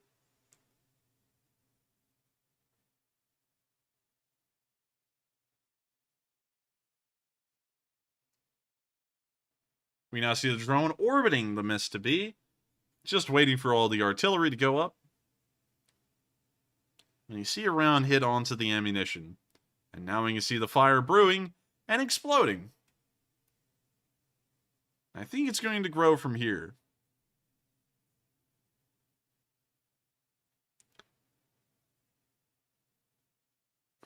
Hey Matthew, someone said new enforcer Matt lore. Matt plays GTA. But I actually do. Oh man, that's actually a pretty funny comment.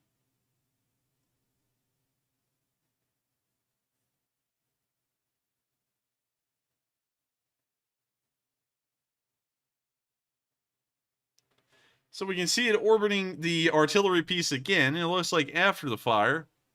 Or is this just a replay of a second ago? Actually, that's a replay of a second ago. I was kind of like, well, that looks oddly familiar. But it's still great to see that the Ukrainians were able to knock out that ammunition for the Mista B, and probably damage the piece as well. Unfortunately, though, we haven't heard of any frontline changes in this area. It's remaining stable as is. Up in the Spernay direction, however, it looks like the Russians are trying to push again. But the video won't show you, this of course was filmed from the Russian perspective, the video won't show you that the attack kind of petered out. They'll just show you them attacking the town.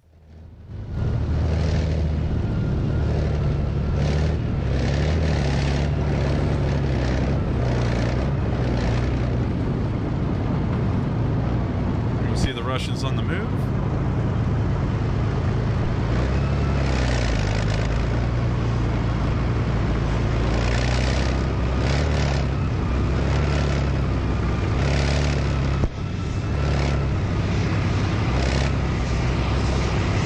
So, I was just making sure, just right there, that I was speaking correctly. These are Luhansk People's Republic forces, which shouldn't really exist anymore because that's officially part of Russia, according to Russia, but somehow they still have their own standing army.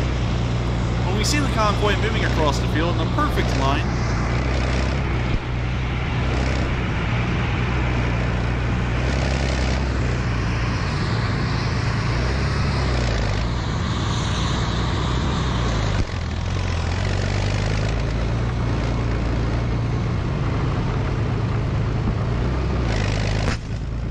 see the tank firing off to the left as the APCs continue to advance.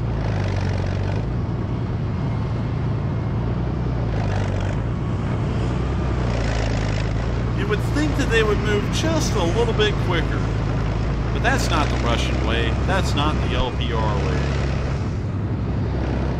The best thing to do is stay in the field like a bunch of sitting ducks and get obliterated. Enforcer, I see some folks saying it's just training. Just training. Interesting. Let's skip forward a little bit. Let me skip forward again.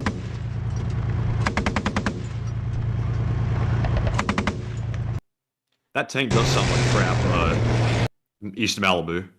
Yeah, it does. It sounds like it needs some help. See them moving back across the field. I'm not sure if this is a training video or not. Considering that it doesn't sound like they took any fire at all during this whole video, I would assume it may be. And so with that, we're going to be leaving that video, but it did say that it happened near Spornoy, which when I pulled it up, it showed up as Sperne. And so with that, we're now going to be moving further down the line and to the area of Pokrovsk, where we saw that the Ukrainians fired off a javelin that hit a Russian tank.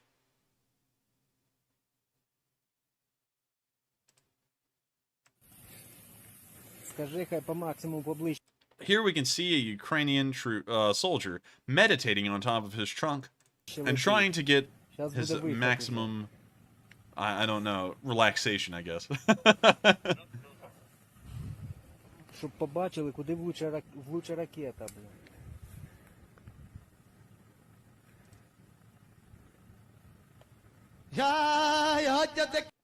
All right, What we got in the copyrighted world? music running here. What was that? I have no idea. I would play it to try and find out, but I feel like a copyright would be coming our way.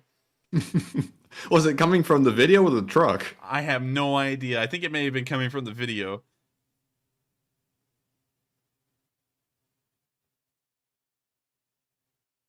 We can now see the javelin on its way, and out in the distance, somewhere, we're about to see a little pop. Or as the Northerners call it, sody pop. And you see the tank over there, and they got Boom. it. And it looks like they took it down. So with that, it's once again great to see that they're knocking out more Russian vehicles, and we're now going to be moving even further down the line to the area of Hladisove, where we saw that the 15th Artillery Brigade was counter-battering some Russian artillery, say the least. Now, the location was not given, but we do have the general area of the 15th Artillery Brigade, so it happened somewhere around here.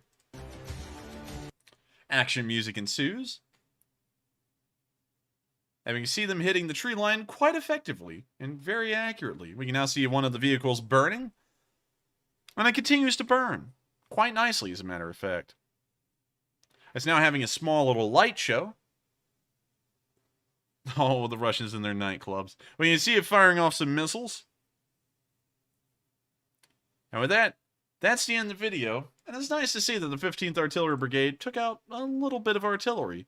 Moving on to the next bit of news, we saw that the 15th Artillery Brigade strikes again, hitting another group of Russians in this video, particularly their trenches.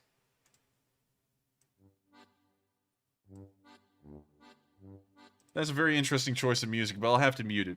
We can see here the extensive Russian trench works that have been made. For once, the Russians actually dug the trenches not in a straight line. It's like they finally have a brain cell. But it looks like it's not stopping them from getting barraged. Looks like the artillery is hitting some vehicles and destroying them.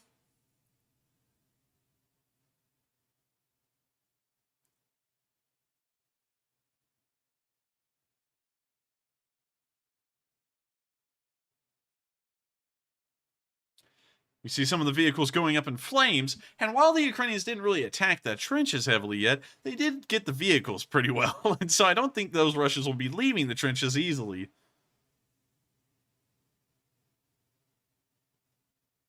So with that's the end of that video. Once again, huge credit to the 15th Artillery Brigade that conducted that damage to the Russian forces.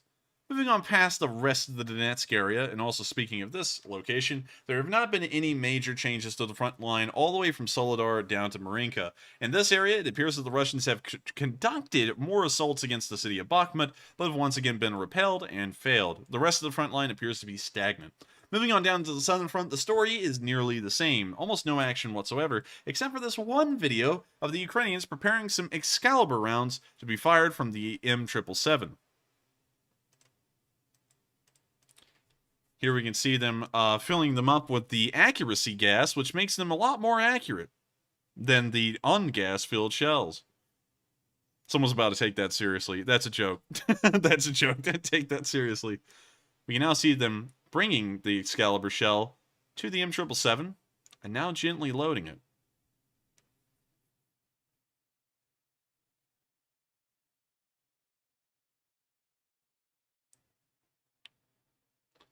You now see them ramming the shell. Man, that guy yeeted those charges. Look at that. Like, he just tossed him up there.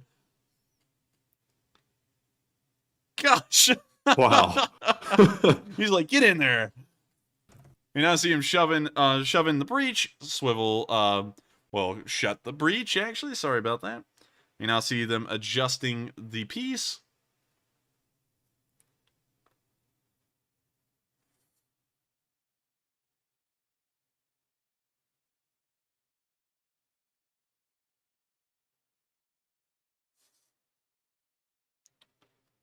We can now see them loading the shell with magic juice, so that way you'll find its target.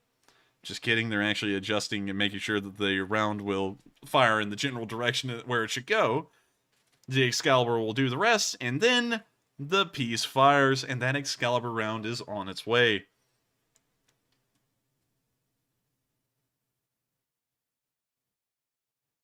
So with that, that's the end of that little video, and once again, pretty nice to see that they're using those Excalibur rounds fairly well.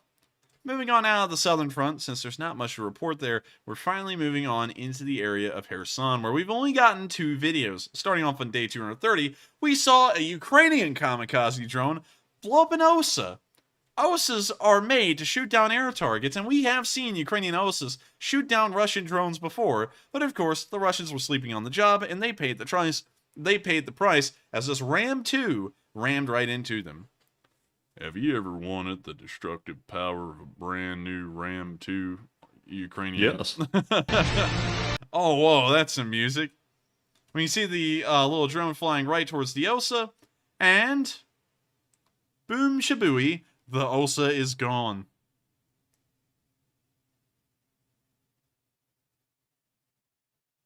So with that, that's the end of the video. Nice to see that the Russians, once again, cannot help themselves worth a damn. We're now going to be moving on into our last clip of news, where we can see another HIMARS in action. And of course, you know we all have to do it. La la la la la la la la la la.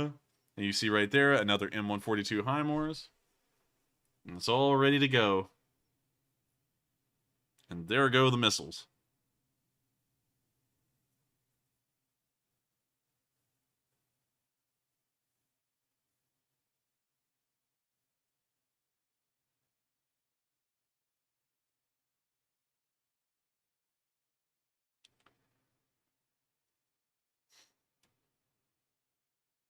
And with that, that's the end of the video, but it's really nice to see that the M142 HIMARS are still being used by Ukraine and hopefully hitting their targets with the precision that they've been hitting them with the entire war. With that, we have now covered all of the news from inside of Ukraine and around the world, which there was no news from around the world today, and so it's time to reach Kyiv once more to wrap out today's news with the speech from President Volodymyr Zelenskyy here on day 231 of the war. And so, without further ado, here is President Volodymyr Zelenskyy. Українці, українки, ворог здійснив другу хвилю терористичної атаки проти нашої держави. За сьогоднішній ранок 28 ракет, із них 20 збито. Більше 15 безпілотників, майже всі ударні іранські. Більшість збито. Я дякую усім нашим бійцям повітряних сил, сухопутних військ і розвідки, які задіяні в захисті від цих російських ударів.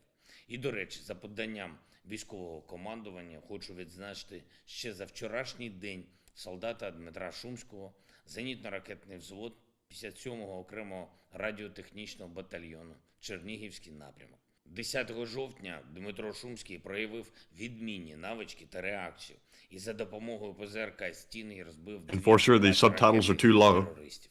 Одна людина врятувала десятки життів. Я дякую за це. Sorry, По всій країні доволі These subtitles are low. Yep, sorry about that. We just left. The enforcer was AFK.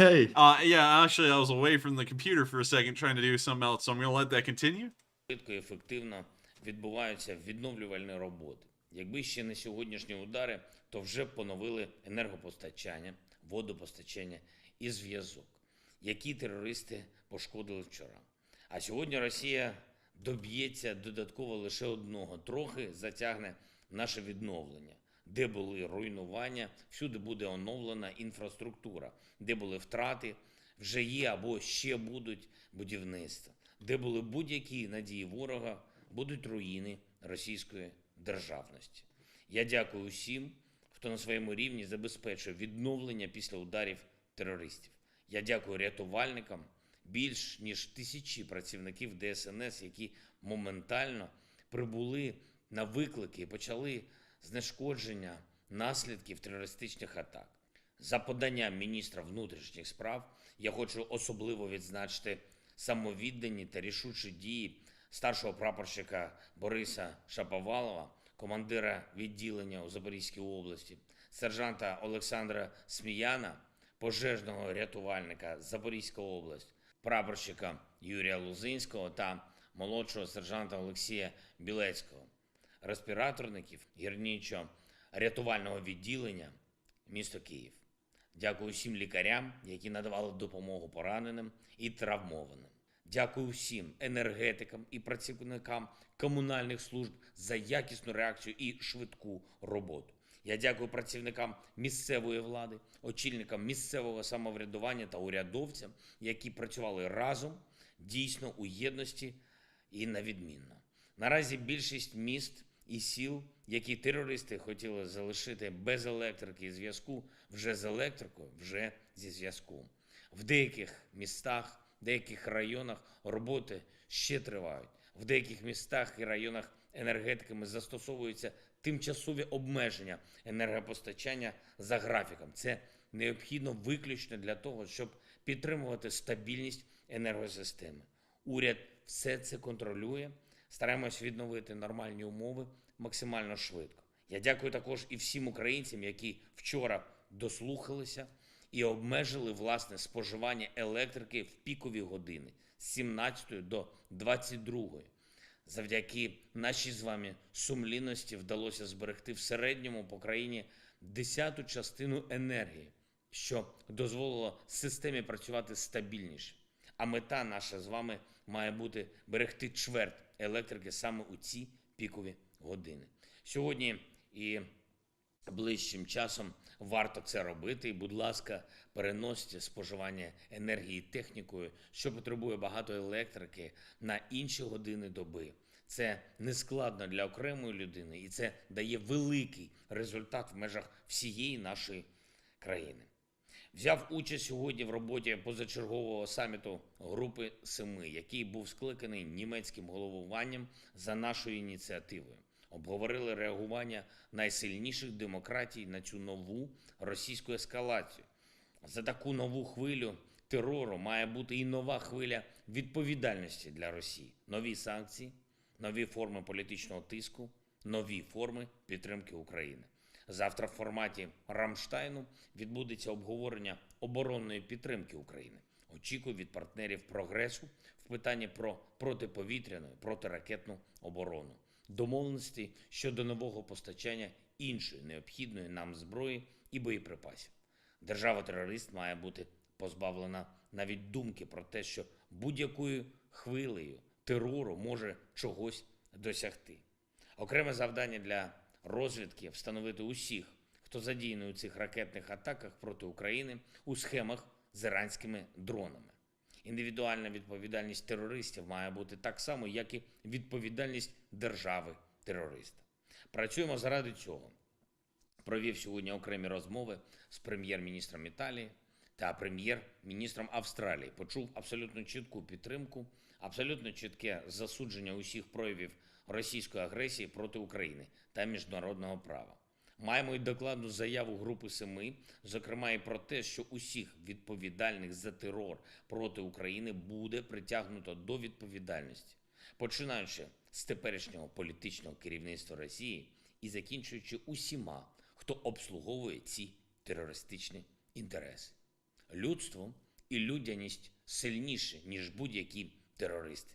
Я дякую усім, хто воює і працює заради нашої перемоги. І ще одне. Сьогодні вдалося звільнити з російського полону 32 наших воїна. Робимо все для України. Можливе і неможливе. Дякую всім, хто працював на цей результат. Слава нашому прекрасному народу. Все зруйноване відновимо. Слава Україні! And with that, That is the end of the speech from President Volodymyr Zelenskyy here on day 231 of the war.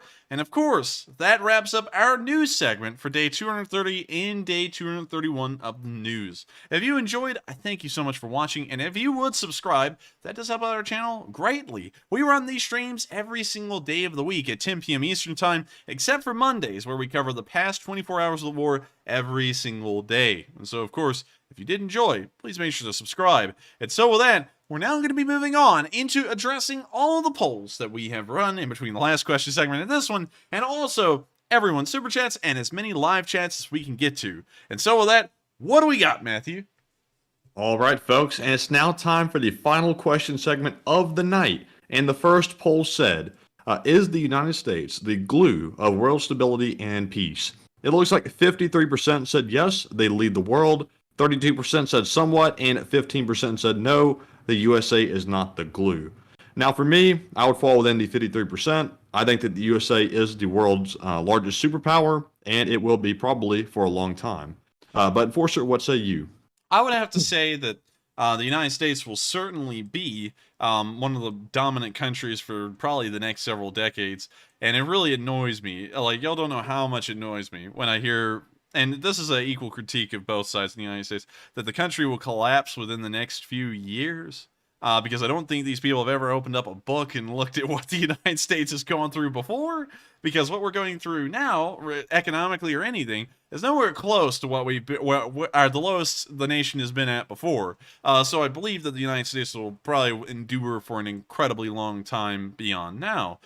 Just getting into that with historical context, although I hardly provided any, which would be a giant rabbit hole. Anyways, I think that the United States is one of the leading countries in the world.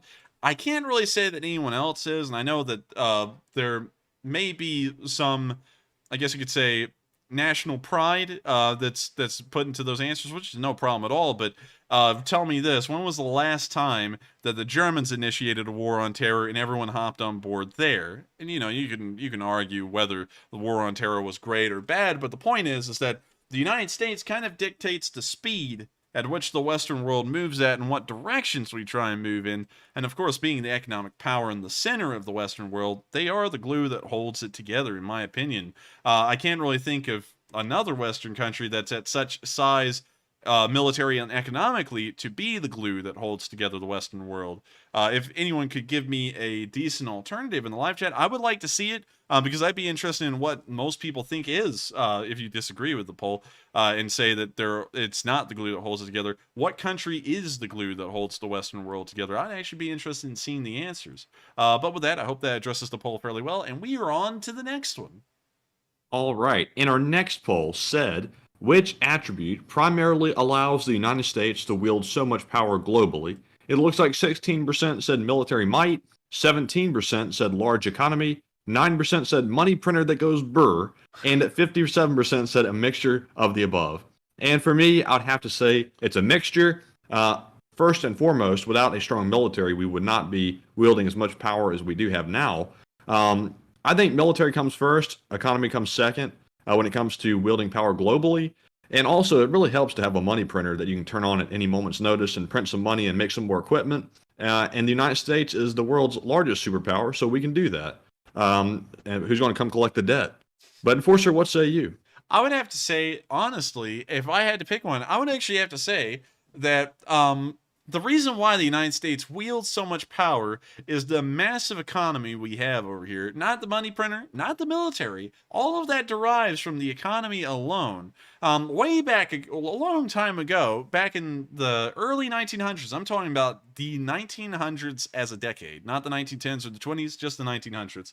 The United States actually started to step up into the world massively through the, I guess you could say, the leadership of Teddy Roosevelt and the government that was in charge then. That was finally starting to take advantage of the economic standing the United States had at that time. If we look at this, for example, GDP of each country in 1900, GDP by country, 1900, we will see that the United States back then, wait a minute, that's GDP per capita. We're looking for the actual GDP, not per capita. Purchasing power parity. Let's go down here. You will see that in the year of 1880, the United States was second in the world economically, behind the British Empire, which controlled a quarter of the world's landmass. And that tells you how much of an economic powerhouse the United States has been for such a long part of their history. And of course, the First World War and the Second World War, although there was the Great Depression in between, was really the catalyst for the United States to become the economic superpower it has been up till this day. When will it collapse? I don't know. I feel like it'll be a long time in the future, but every country goes through decline, and it will be America's time come around eventually that it will start to actually fall off and probably stay off the top of I guess you could say the podium for decades, if not centuries, like some countries do, like Spain. Spain never really recovered from what happened to them. They kind of had this whole 1400s to I guess you could say early 1700s bit that was great. And then they just dropped off and they never came back. But the United States looks like it may be around for a while. And through the impressive economy alone, we're able to turn on the money printer that goes, and we're able to also pretty much buy a massive military, much like the British did back when they were, I guess you could say, the dominant power in the world and kind of what defined what the Western world was. And so with that, I hope that... And Enforcer, real quick, I see a common argument in the chat that goes somewhat like this. To have a strong military, we must have a strong economy. But here's my thing, though. We're like, what, 30 trillion in debt at the moment? Is that the current number? I believe it's fairly high. I believe it may be something like 24 to 30 trillion in debt. Yeah, it's like we're like 30 trillion in debt. I wouldn't call that a very strong economy from a debt standpoint, but we have the world's strongest military and we outspend everyone. So I don't think a strong economy is required, at least for the United States, to have a strong military. Because we just print the money, but that's my take. I mean, that's fairly true. But one thing I have seen lately is that all of this money that's being printed up, and believe it or not, the United States works off of a new economic policy that came about in COVID times, where we literally just make the money. It's kind of a little bit of an odd principle considering there's nothing backing it, and we can go through all that. I know someone's about to say you have no idea about economics, but that's literally how it works. We just printed up $2 trillion and then just started handing it out. And we've been doing that practically ever since. And I believe our national debt has skyrocketed during this time over the past 2 years, but that is very interesting to me. But moving on from that, all of those spending bills have not been on the military. It's been like $1 trillion for infrastructure, $2 billion stimulus package, another $1 trillion stimulus package, and a whole bunch of other stuff. But I haven't seen any for the military. It looks like that's one of the few things that I would say is still largely funded almost directly through the taxpayer and not the money printer that just spews out the money, because it almost seems like that's being done for domestic reasons and not really, I guess you could say, militaristic or international reasons, interestingly enough. But also, I see everybody pointing out when you print more money, you get inflation, and that is true, but we still print it anyway. Yeah, and it looks like, interestingly enough, we were able to cook the books for quite a while, printing out all of this money, until about a few months ago, and then the inflation actually started to hit, and we got 8% inflation, which, when you saw that, when in 2020, when that came out, that the money just came from nowhere, this $2 trillion bill, my immediate thought was, wow, that's going to lead to rampant inflation sometime round. And somehow it didn't lead to rampant inflation right at that moment. It took a while for it to catch up, and it finally caught up now. So that's actually an interesting note. Also, something else that I've seen in this live chat is a lot of people saying, wow, the Chinese were number 3 in 1880. And yes, they were. The Qing dynasty was a pretty big economic power back then, but that was very fragile. They actually had a lot of spheres of influence. All of that money really didn't go to the Qing dynasty. It really ended up in the hands of everyone else, like the British, the Americans, the Germans, the French, the Russians, the Austro-Hungarians, the Italians, the Japanese. I believe the Spanish were even there getting a little bit of it. Like, everyone was there. So I hope that addresses that for a quick second. And with that, we are on to the next one. All right. And, oh man, I would love to go into some of these points, but it would get political. I saw somebody say your government did shut down a few times in the last decade due to money. Oh man, I would love to go into that one. But in short, no, it wasn't because of that reason, but I'll skip the rest, sadly, because I want to go into it. Well, I'll summarize it real quick. The reason why the government shut down is because of politics, and we don't get into politics on this channel, so we won't be going into that. We couldn't decide on the budget, basically. It wasn't because we actually ran out of money. Well, actually, I think we could address that really quickly. So the president says the budget should be this. Congress says the budget should not be this. It should be that. And that disagreement is what leads to the government being shut down because the government technically doesn't have any money to work off of at that point. And so they shut everything down until Congress can come up with a decision on how to spend the money so that way these institutions have the funding to keep running. So with that, I hope that answers the that fairly well without getting incredibly political and talking about why those shutdowns happen. And so with that, we're now going to be moving on from that and into the next bit. All right, and the next part is moving on to our super chats. So up first, we have a $75 donation from Livy Washington, who says, "Thank you so much for being an amazing source of info. How much longer do you feel that Russia can bombard Ukraine before they run out of literally everything? Slava Ukraine, Slava LSA, and thank you both, Enforcer and Enforcer Matt." And thank you so much for the support. And also thank you so much for the kind words. And to answer that question, it is really hard to say how much longer they can go until they run out of ammunition. One has to remember that the Soviet Union, if they were a person, they would have been on like that hoarder show, you know, where people were like hoarding stuff until they almost drowned in it. That was the Soviet Union in military equipment. That's why there's still T-62Ms in their storage, which at this point are obsolete, but somehow they still have thousands of them. And it's entirely because of that reason. So I don't know how much ammunition they really have. They can have millions of rounds of artillery. They can have tens of millions, hundreds of millions of rounds of small arms ammunition. So unfortunately, I can't really give you a number on that. But considering the Soviet Union and their uncanny ability to hoard up equipment, I would assume that they have a lot of it, but it's incredibly poor quality, or it's so old and so poorly kept that it most likely doesn't work. And so with that, I hope that answers the question fairly well, and thank you so much once again for the massive support and helping this channel to keep on going. And with that, we are on to the next one. And next up, we have a $50 super chat from Teluvian, who says, "I just read H.I. Sutton article called Suspected Ukrainian Explosive Sea Drone Made from Recreational Watercraft Parts. It looks like Ukraine may have used Starlink to control the drone. Might also be why Musk was trying to play peacekeeper on Twitter." And I thank you for the support, and that's an interesting comment to make. Can you reread that again so that way I can make sure to wrap my head around it, because that was actually pretty interesting.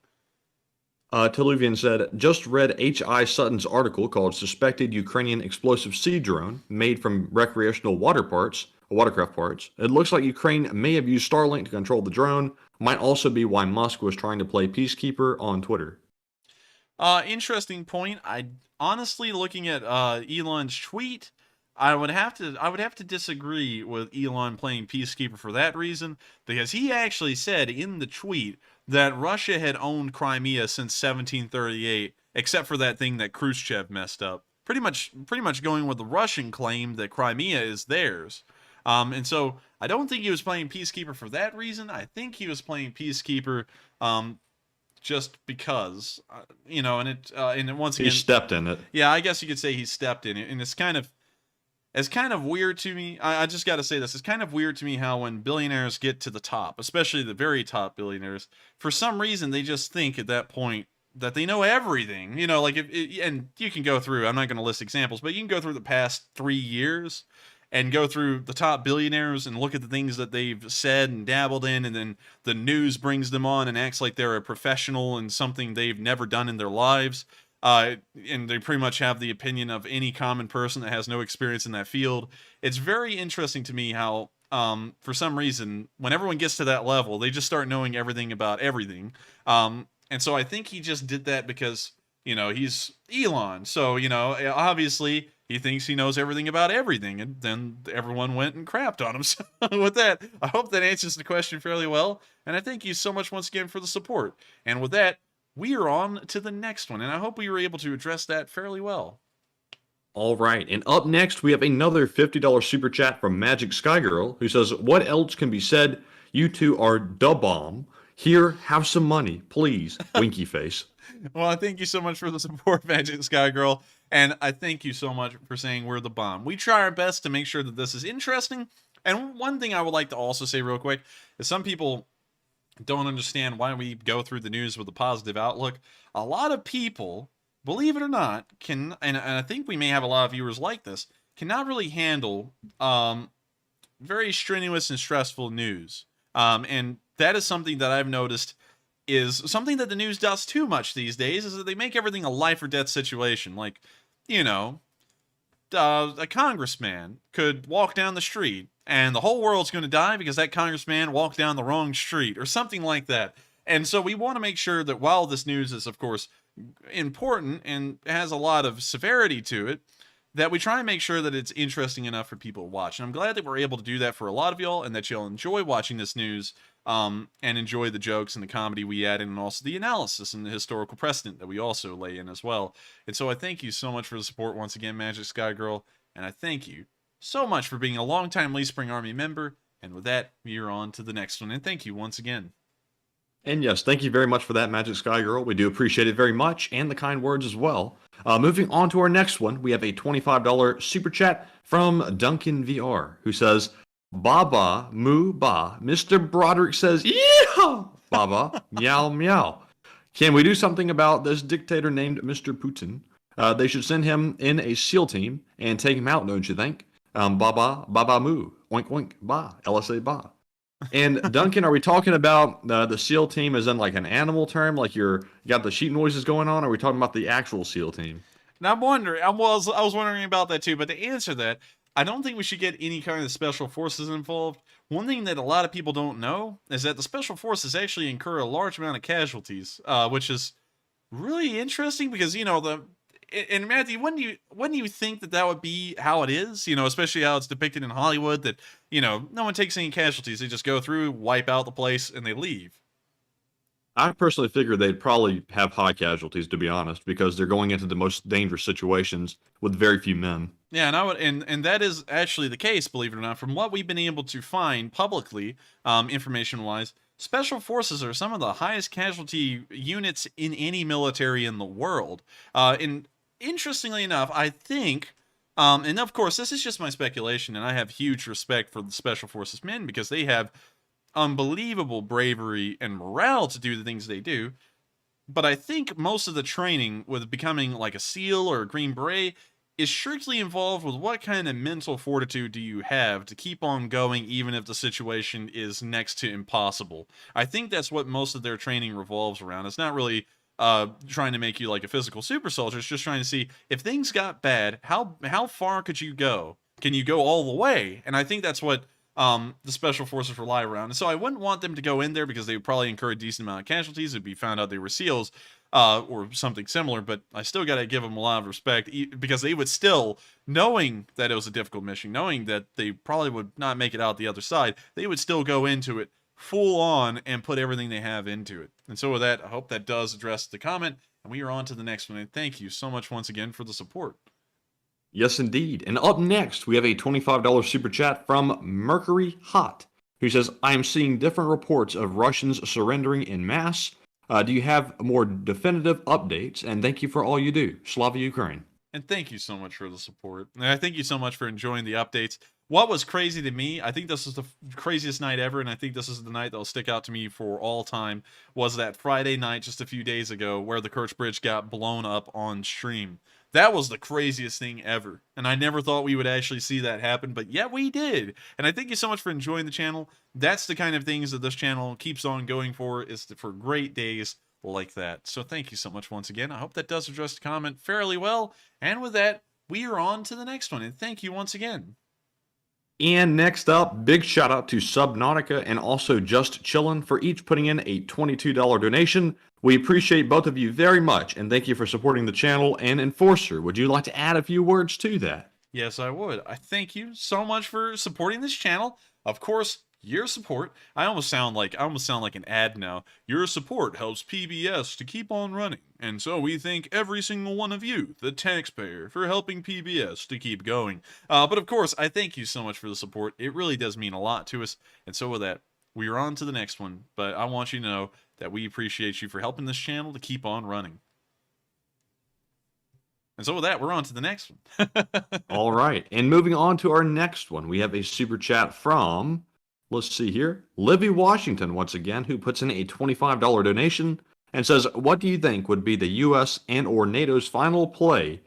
Do you think in an attempt to keep World War III from kicking off, they just ignore Russia/Putin if he were to stop fighting tomorrow? I think that's actually a pretty good point, Livy, and I'm trying to think.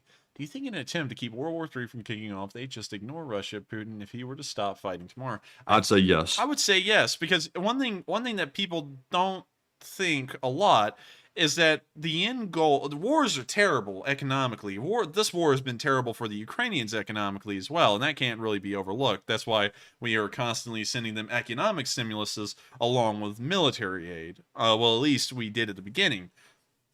Is because a war, especially a war with Russia, considering that would become nuclear, it's not really great for keeping things going.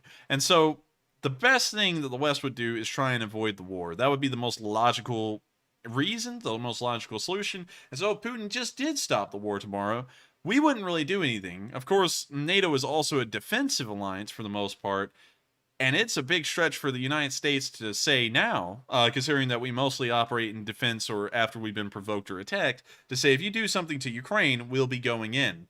And so with that, I hope that does address the comment fairly well. And I thank you so much once again for the support, Livy. And with that, we are on to the next one. And thank you once again. And next up, we have a $20 super chat from Santiago Flores, who says Putin is making the same mistake as Hitler when he used the V1 and V2 against England instead of military targets in the Normandy area in 1944. And I thank you for the support.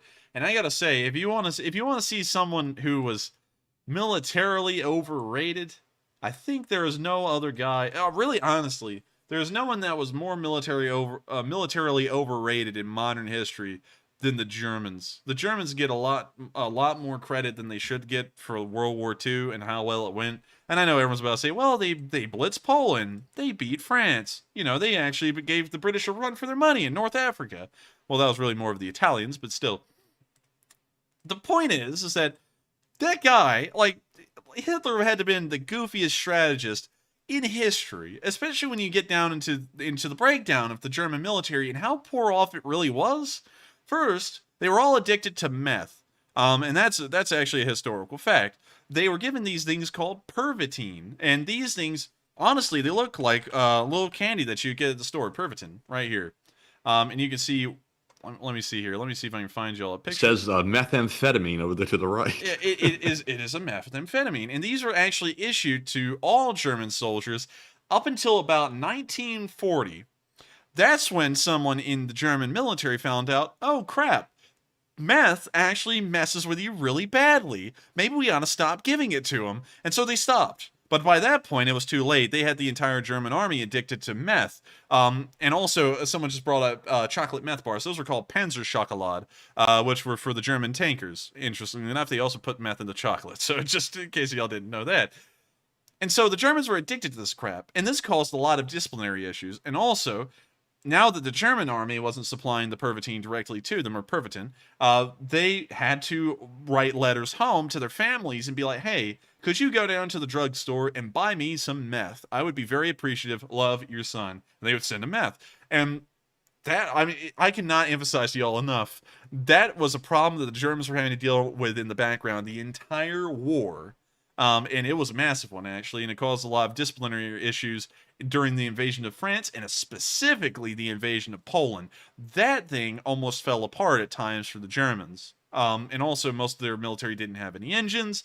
Also, if a German aircraft was shot at all or damaged at all, most likely it would never get repaired. There was a million things that were wrong with the Nazi Germans in the Second World War, and I feel like they get too much credit, and every time they're shown on TV, they're always made out to be like these next to inhuman super soldiers, when in reality, they were these doped out, cracked out, like, indisciplined mobs of men with some good-looking uniforms.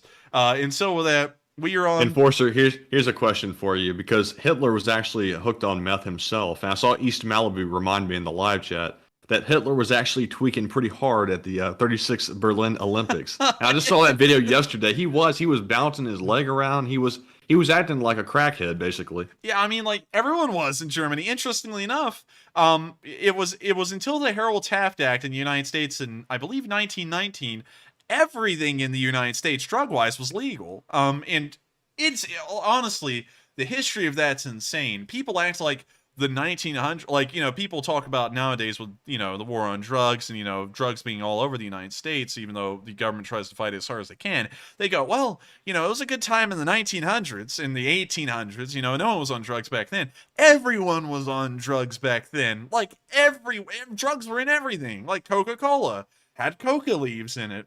Like, your normal ointment for a toothache, it had cocaine in it. Like, it's honestly unbelievable to think that people survived through that time without overdosing on everything that they had. But moving back on from that, also someone said the 60s was mental. Wait until you hear about the 1890s. That was the mental time. Anyways, moving on from that, where in the world were we? Hitler gets too much credit for the Second World War, and the Nazi Germans get too much in general. And that was one of the dumber things they did, and that's about what the Russians are doing at this point as well. And so with that, I thank you so much for the support. I hope that does address the comment fairly well. And with that, we are on to the next one. And thank you so much once again for the support, and also allowing us to go into a little bit of a rabbit hole. All right, and up next, we have a $20 super chat from Lewis Brown, who says, prediction, Ukraine will take Western Rostov to block RA Logistics South. Will eventually trade West Rostov for Crimea. I thank you for the support. I do not think that is a decent suggestion, but I do not think that the Ukrainians will push into Russia under any circumstances. We haven't seen them do that yet, and it would make a lot of sense considering that Belgrade is clearly within their sights. They have a wide field to extend into Russia from, and considering that this would never happen, I feel fine explaining this hypothetical. If the Ukrainians push from Vavarivka just north, I believe there are a couple of supporting roads. Actually, they would have to push over here to Krasny Pakar first, but once they do that, they could largely push down this road and then up this one, have a decent supply line, or just push directly across to Shebekino and then a little east and then north, and then have another line going from here somewhere else. You could encircle Belgrade quite easily. And that, in its own right, would be a decent negotiating chip. So I see what you're saying, but they haven't done that yet, although it's clearly within their within possibility. And I think they would rather just fight to retake Crimea, and then militarily retake it, and then leave it at that. But I thank you so much for the support. Interesting suggestion, but I think the Ukrainians would just rather fight tooth and nail for it, and let the Russians just get land blasted for about the 20th time. And so with that, we are on to the next one, and thank you so much once again for the support, and I hope that does address the comment fairly well. All right, and just a quick heads up, we do have about, it looks like 40 super chats left. So moving on to our next one, we have a $20 donation from BC Skyman, who says, please answer Lewis Highsmith question, please, and Slava Ukraine. And BC, thank you very much for the support. Let me see if I have that, because I'm not sure if I have all of them in the chat, but I have Lewis's question, actually. So, BC, if you're still here, thank you very much for the support. And this one is sponsored by BC Skyman. And it goes to Lewis Highsmith, who says, if Belarusia decides to invade Ukraine, do you think they will get out of Belarusia? Will the UN reinforce Ukraine's lines before an attack, as Zelenskyy requested? I do not believe that the United Nations will reinforce Zelensky's lines, as that will directly involve the West. But one thing I would have to say is that if Belarus did push down into Ukraine, I think a lot of people are putting too much credit into the Belarusian military. They're not that big. I think there's only about 30,000 soldiers that they could dedicate to an invasion of Ukraine. And when you look at the numbers of Russian soldiers involved just in the southeast alone, that pales in comparison to what the Ukrainians are having to deal with down there. And so I think if the Belarusians did that, it'd be nothing more than a faint diversionary tactic to try and get the Ukrainians to draw their attention off of the crippling southeastern area for the Russians. And so with that, I hope that does address the comment fairly well, the question fairly well. It's a really good one, actually. And I got to be honest again, and Matthew, you remember probably when I've said this about 5 times in a row. Here it is again. Here is the freaking wave that's happened like 6 times where the Belarusians are going to invade Ukraine any day now, and it's not going to happen. Like we went over this a month ago, and they were supposed to have invaded then. And I've seen this about 5 times now, and I just do not think that this will ever happen. Also, Phil DeCarlo said 60,000, not 30,000. 60,000 is the entire Belarusian military, and they're not going to send the whole thing into Ukraine. They're most likely going to keep about half, if not more than half, inside of Belarus, or they're going to keep it around in reserve to reinforce the, I guess you could say, attrition that they'll be facing. And so with that, I hope that does address the comment fairly well. And thank you so much once again, BC Skyman, for sponsoring a live chat directly to, oh my gosh, how in the world the name? Lewis Highsmith. Yeah, Lewis Highsmith. I don't know how in the world that name escaped me because I had it right until then. But I thank you so much once again for the support. And with that, we are moving on to the next one. And next up, we have a $20 super chat from SuperBunker9000, who says, donuts and coffee for Enforcer and beer for Enforcer Matt. No cheating, Enforcer. Your bro will snitch on you. Please please take a live chat question. And thank you, SuperBunker. Sadly, I don't have a beer fund, but I do have a donuts and coffee fund. Me and the Enforcer do. And I think the Enforcer actually brought home donuts this morning. I did, actually. Did you get one? I did. I don't know why I said I think you brought him home. He's actually ate one. Yeah, I was like, he ate one. I brought, just for y'all to know, yeah, I buy donuts every Tuesday for one of my classes, and then on Thursday I get donuts for the other. I've kind of been doing that, I think, for the last 2 or 3 weeks. So the donut fund's become legit, and I occasionally eat one here and there, although I don't eat a lot of them because, you know, I just get so many of them. But I brought them this morning, handed them out to my class. They were like, cool, thanks. We did a midterm. I aced it. Came home. I had 3 of them left. One for me, one for my mom, and one for Matthew. And so we all had one, and they are good. I would tell you all the store, but due to operational security issues or whatever, security people, I can't actually tell y'all. But I thank you so much once again for the support. And of course, the coffee and donut fund is greatly appreciated. We don't drink, honestly, even when I turn 21, I don't really think I will drink because I just don't really see a lot of appeal to it to me. But with that, we are going to answer a live chat question. So what do we got, Matthew? All right, and this live chat question goes to Justin Norse, who says, Enforcer, do you think a Ripsaw tank could be fitted for war? A Ripsaw tank. Those are cool little contraptions, too. I like those Ripsaw tanks. Ripsaw tank. Oh, yeah, I think this thing could totally be equipped for war. It's pretty much just a tracked little buggy, I guess you could say. You could mount, well, geez, wow, that looks quite nice. Is that a 25 That's definitely not a Ripsaw. Bushmaster? I think it's a Ripsaw.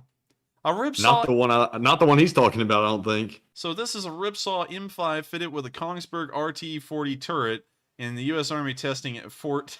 YouTube, do not get me for this. But it's Fort Dix in New Jersey.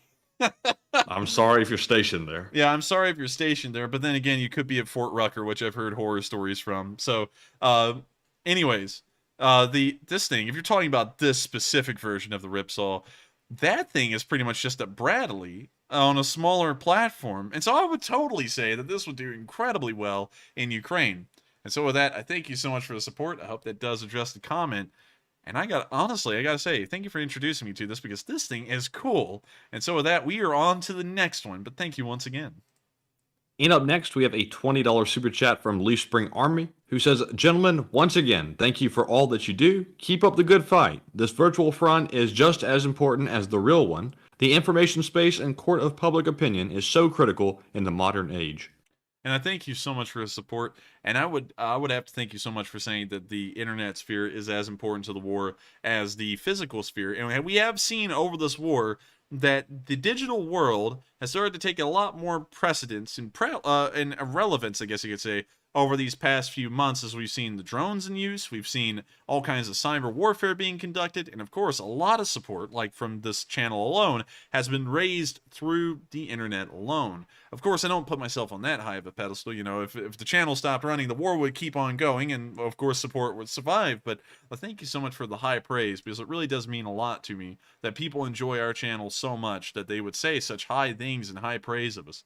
And so with that, I thank you so much once again for those kind words. And with that, we are on to the next one.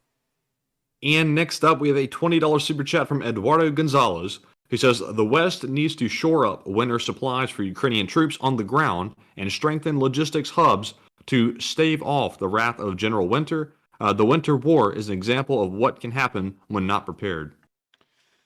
Can you reread that again real quick?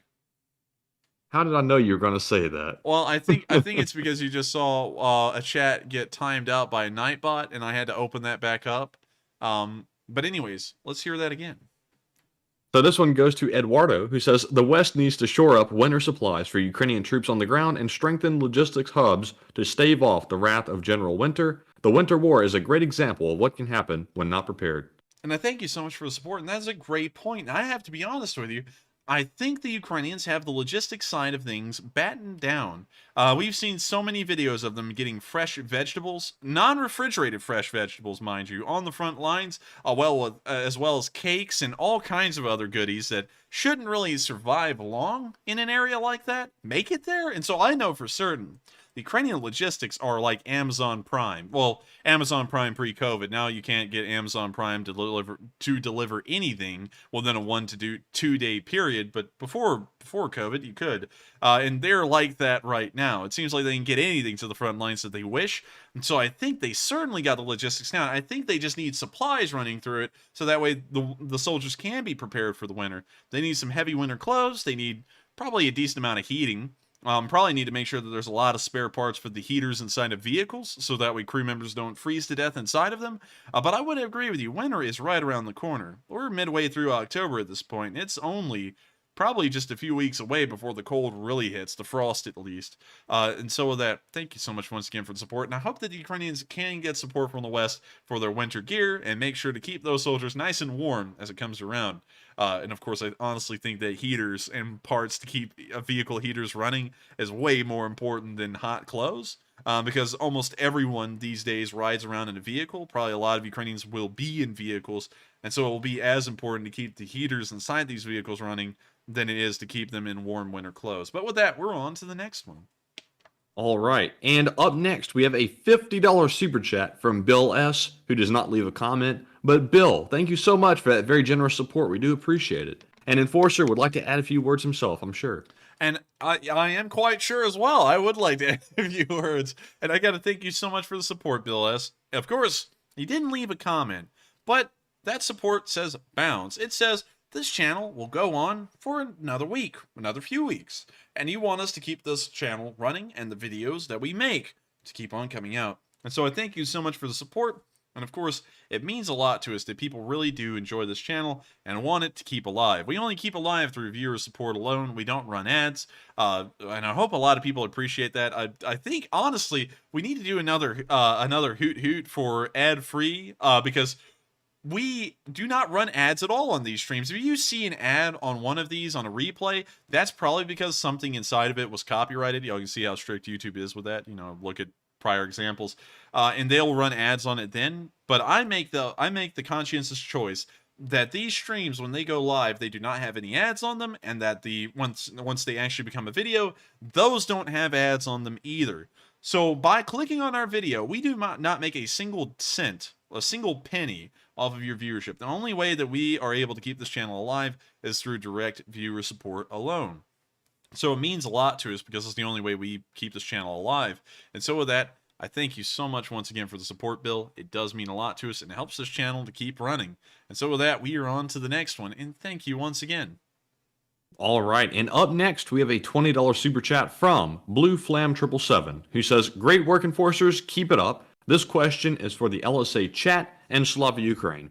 And Blue Flam, thank you very much for the support, as always, and for being a longtime viewer. And this one is sponsored by Blue Flam 777. My spreadsheet just locked up on me. There we go. It unlocked itself. Okay, so the question goes to Tasman006, who says, "The German embassy got hit by the Russian missile attack. Technically, it's German territory. NATO have been mobilizing, and do you think they will enter the war?" I don't think NATO will enter the war. I think the mobilization is a preemptive cautionary measure, most likely to make sure that if we do enter war, we are ready at a moment's notice. That's usually how NATO tries to work, is that we try and preempt threats, not by preemptive strikes, but by making sure we're already ready. I said ready twice right there, but real quick, can you actually reread that one? Yes. Let's see real quick. So the question was from Tasman, who said that the German embassy got hit by the Russian missile attack. Technically, it's German territory. NATO have been mobilizing, and do you think they'll enter the war?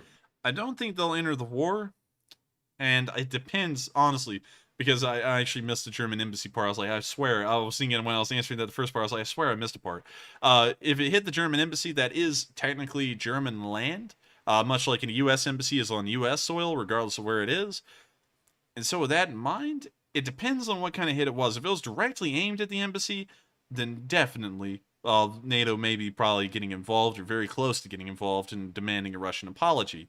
If it was skimmed by a missile, like if a missile exploded nearby and the shrapnel hit the building, that may be another story, and that may be something that is kind of allowed to slide, but it really depends on the situation and depends on what NATO is looking at and what their goal is for the future. So unfortunately, I can't really answer that with a lot of confidence, but I would have to say they're probably going to try and err on the side of caution and maybe let it slide. And so with that, thank you so much once again for the support. I hope that does answer the question fairly well. And I saw something, Matthew. I saw you actually hit the guy, but I thought this was a funny one. Jeff Hunter said, there's talk, and and a lot of long-term Lee Spring Army members that have seen me pull up the tab with all of the donation totals on them before are going to get a good laugh out of this one, because I got a good laugh out of it. There is talk that you are keeping a lot of the Sunday fundraising money. Can you prove how much was sent to Ukraine? Well, where in the world is this talk? Because I think it's in the orc office, the like spam office. They all talk. It's in the Russian Ministry of the Interior. Yes, the bot farm. We all talk in the bot farm. Yeah, well, they're just it's talk in the break room of the bot farm that you're taking all the money and keeping it. The answer to that is no, we're not. That's actually other channels. Some other channels, we don't do that. If you send in $5 to support Ukraine, $5 will be going to support Ukraine. It's done through the YouTube Give system, so there's literally no way for me to even touch the money. It goes straight from y'all into an account managed by YouTube. So, you know, I mean, if you said there's a lot of talk that other people are sometimes keeping that's kind of true, depending on the person you're talking about. With this channel, not at all, because by the system we work through YouTube Give, that's literally physically impossible. But with that, we're on to the next one. And I see a lot of folks saying in the live chat that Operator Starsky just had to end the stream because apparently the air raid sirens are going off. And hopefully, Starsky will be fine. He'll obviously go see shelter. But our best wishes to Starsky, and hopefully there's nothing serious going on over there. But I haven't been able to watch his stream because I've been so busy with the live chat. But I'm going to have to hop over there in a separate tab and see what was going on. Yeah, and also another thing, sadly, like if y'all say, have y'all seen what's going on Operator Starsky stream? Sadly, not, because we're running our own. But I will make sure to go and try and check on him in a bit. In fact, if he was live streaming right now, I'm gonna go ask him real quick if everything's all right. He might be busy. Yeah, he might be a little busy. But I'll shoot him a question real quick. We'll make sure that he's okay. But with that, we are on to the next one. All right, and moving on to our next one, we have a $20 super chat from Melanie Cortez, who says, thanks, guys, for the news every night. Always good to be here. Excuse me just a second. I think I saw a bot. There we go.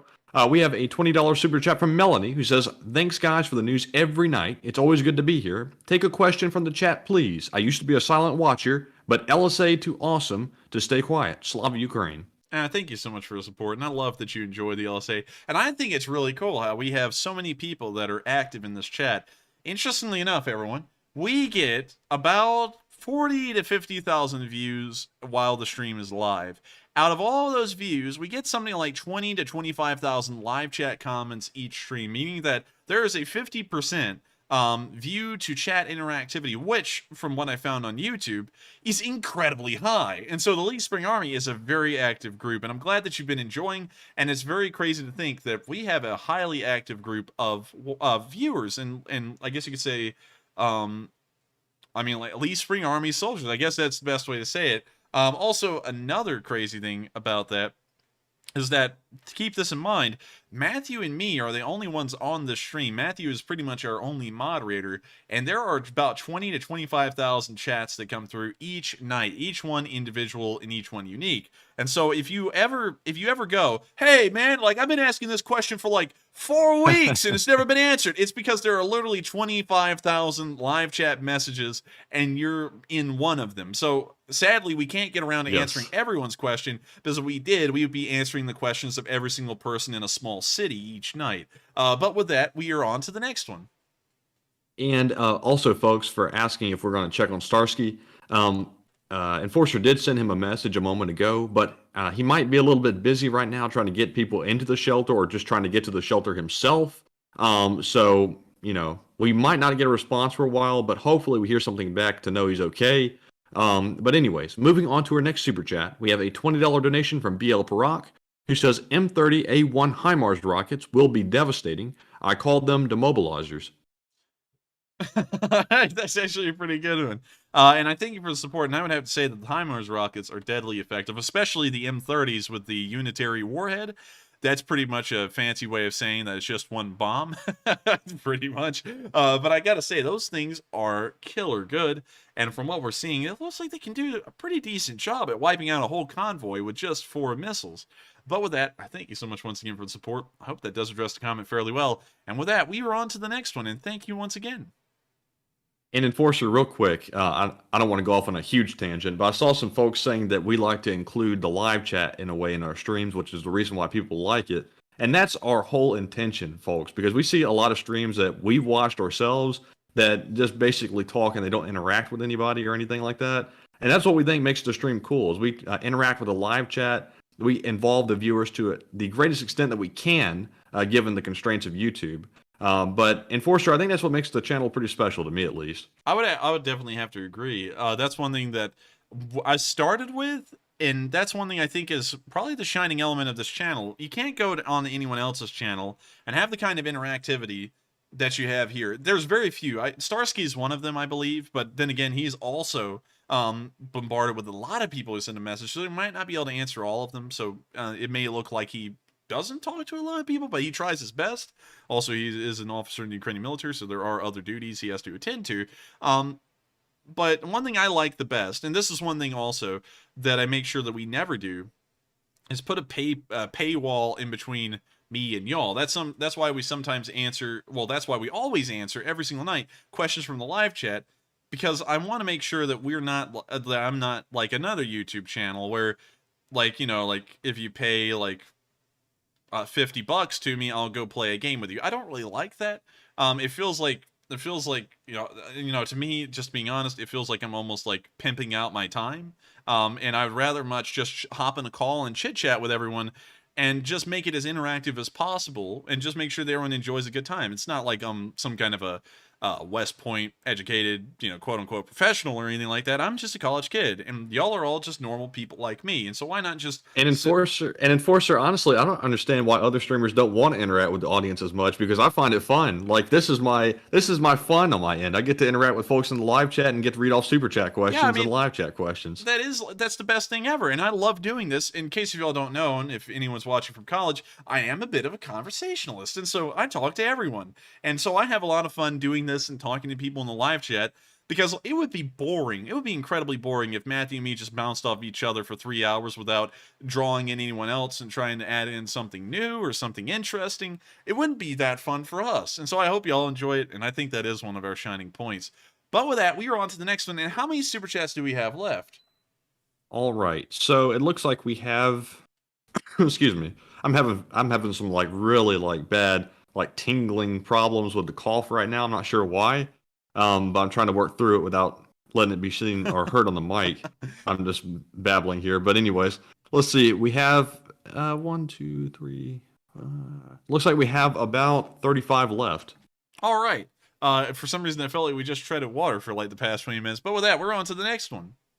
All right. And we also have a $50 super chat from Guns SMFL, who says, Slava Ukraine. Comparing the U.S. and Russian military budgets, what are the chances that Russian nuke numbers are only in paper, and in reality, they can only afford to keep a few functional?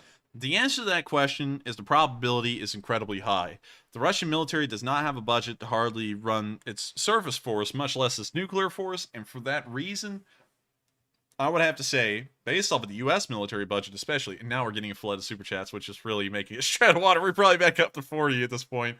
But We might have to put a cutoff tonight. I don't know. We'll cover that in a second. But the chances are fairly high that the number of Russian nukes is quite low, because if we look at U.S. nukes versus Russian nukes,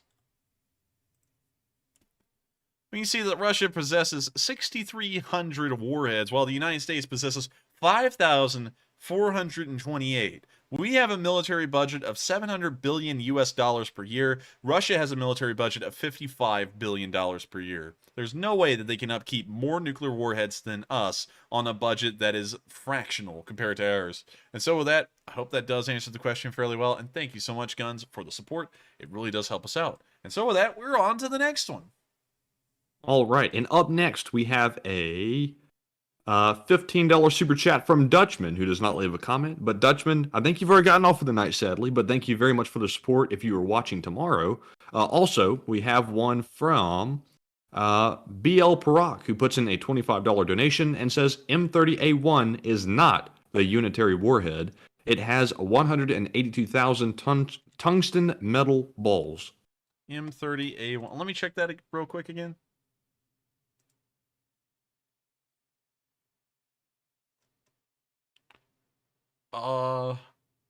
Let's see. Unitary and GMLRS M30A1 alternative warhead rockets in pods. So, let's see. M31A1 unitary and M30A1 alternative warhead rockets. So actually it appears that the M30/M31 can be either unitary or the cluster. So it really just depends on which ones were sent over, and I don't know which one's which. It seems like the unanimous answer so far that I've heard from live chat over like 2 days is that it's actually the cluster version of the M30, not the unitary version. Regardless, they are still deadly effective. And so I thank you for the support, and I thank you for correcting us on that, because I always like to make sure that we do have our information correct. And so with that, we're on to the next one, and thank you once again. And next up, we have a $20 super chat from Tony K, who says, keep drinking coffee, good for you. And I thank you so much for the support, Tony. And I will keep drinking coffee because it is good for me, especially in the amounts I drink. I think I drink like 300 milligrams of caffeine a day, which is definitely not healthy, but it's keeping me going and it's keeping these streams alive. And so I thank you so much once again for the support. And with that, we are on to the next one.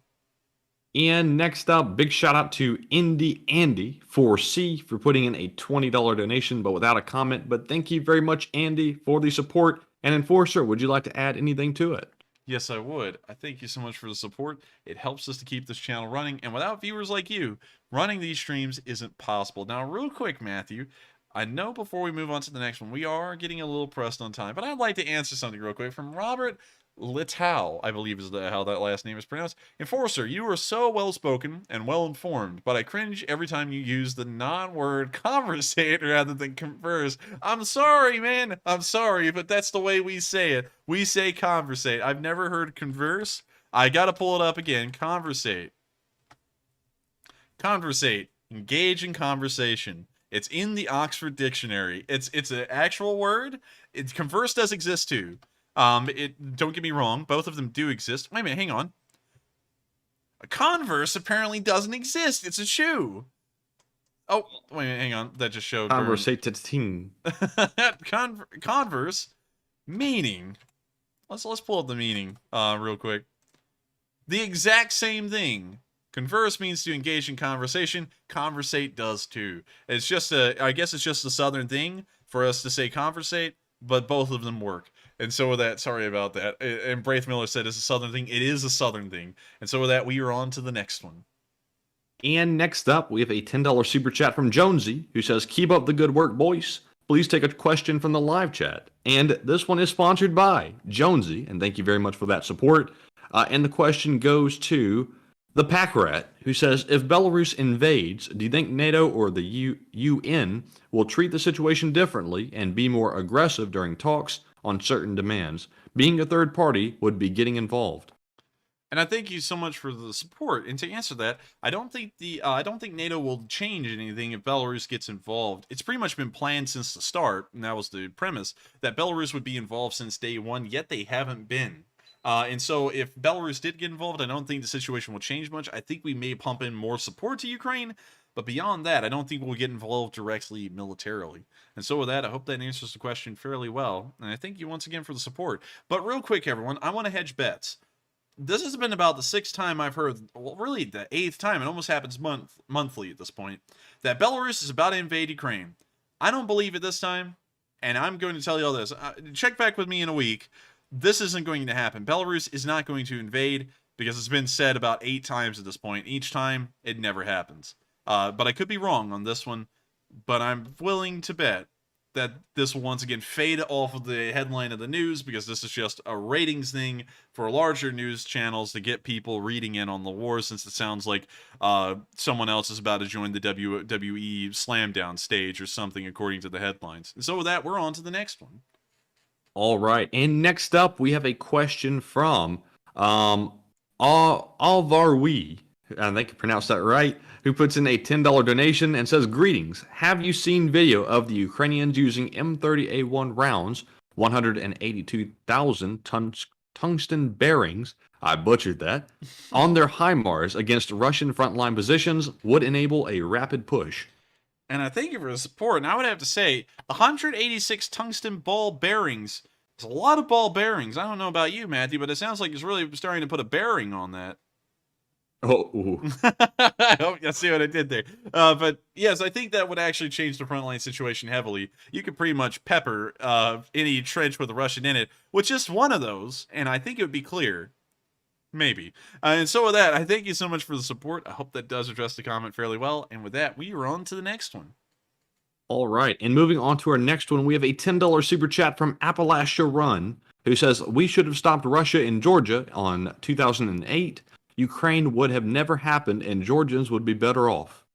And I agree entirely, but then again, at the same time, we were kind of dealing with the same situation with the Russians having the nukes that we were now. And I think Georgia was when everyone realized that the Russians are not going to be a part of the Western world at all. And that whole entire thing that Putin did in the early 2000s, making himself look like he was going to be a buddy of the West, was all just a ruse. Or it was him having a change of heart for no reason that we really know of. But with that, I thank you so much for the support, and I can agree. If Georgia was stopped, Ukraine probably wouldn't have happened. And with that, we are on to the next one. And thank you once again for the support. And up next, we have a $10 super chat from Justin Noorse, who says, "Enforcer, do you think we're going to have to come to a point NATO is going to be like we've given all we can, and we can only give so much before it jeopardizes NATO's defense?"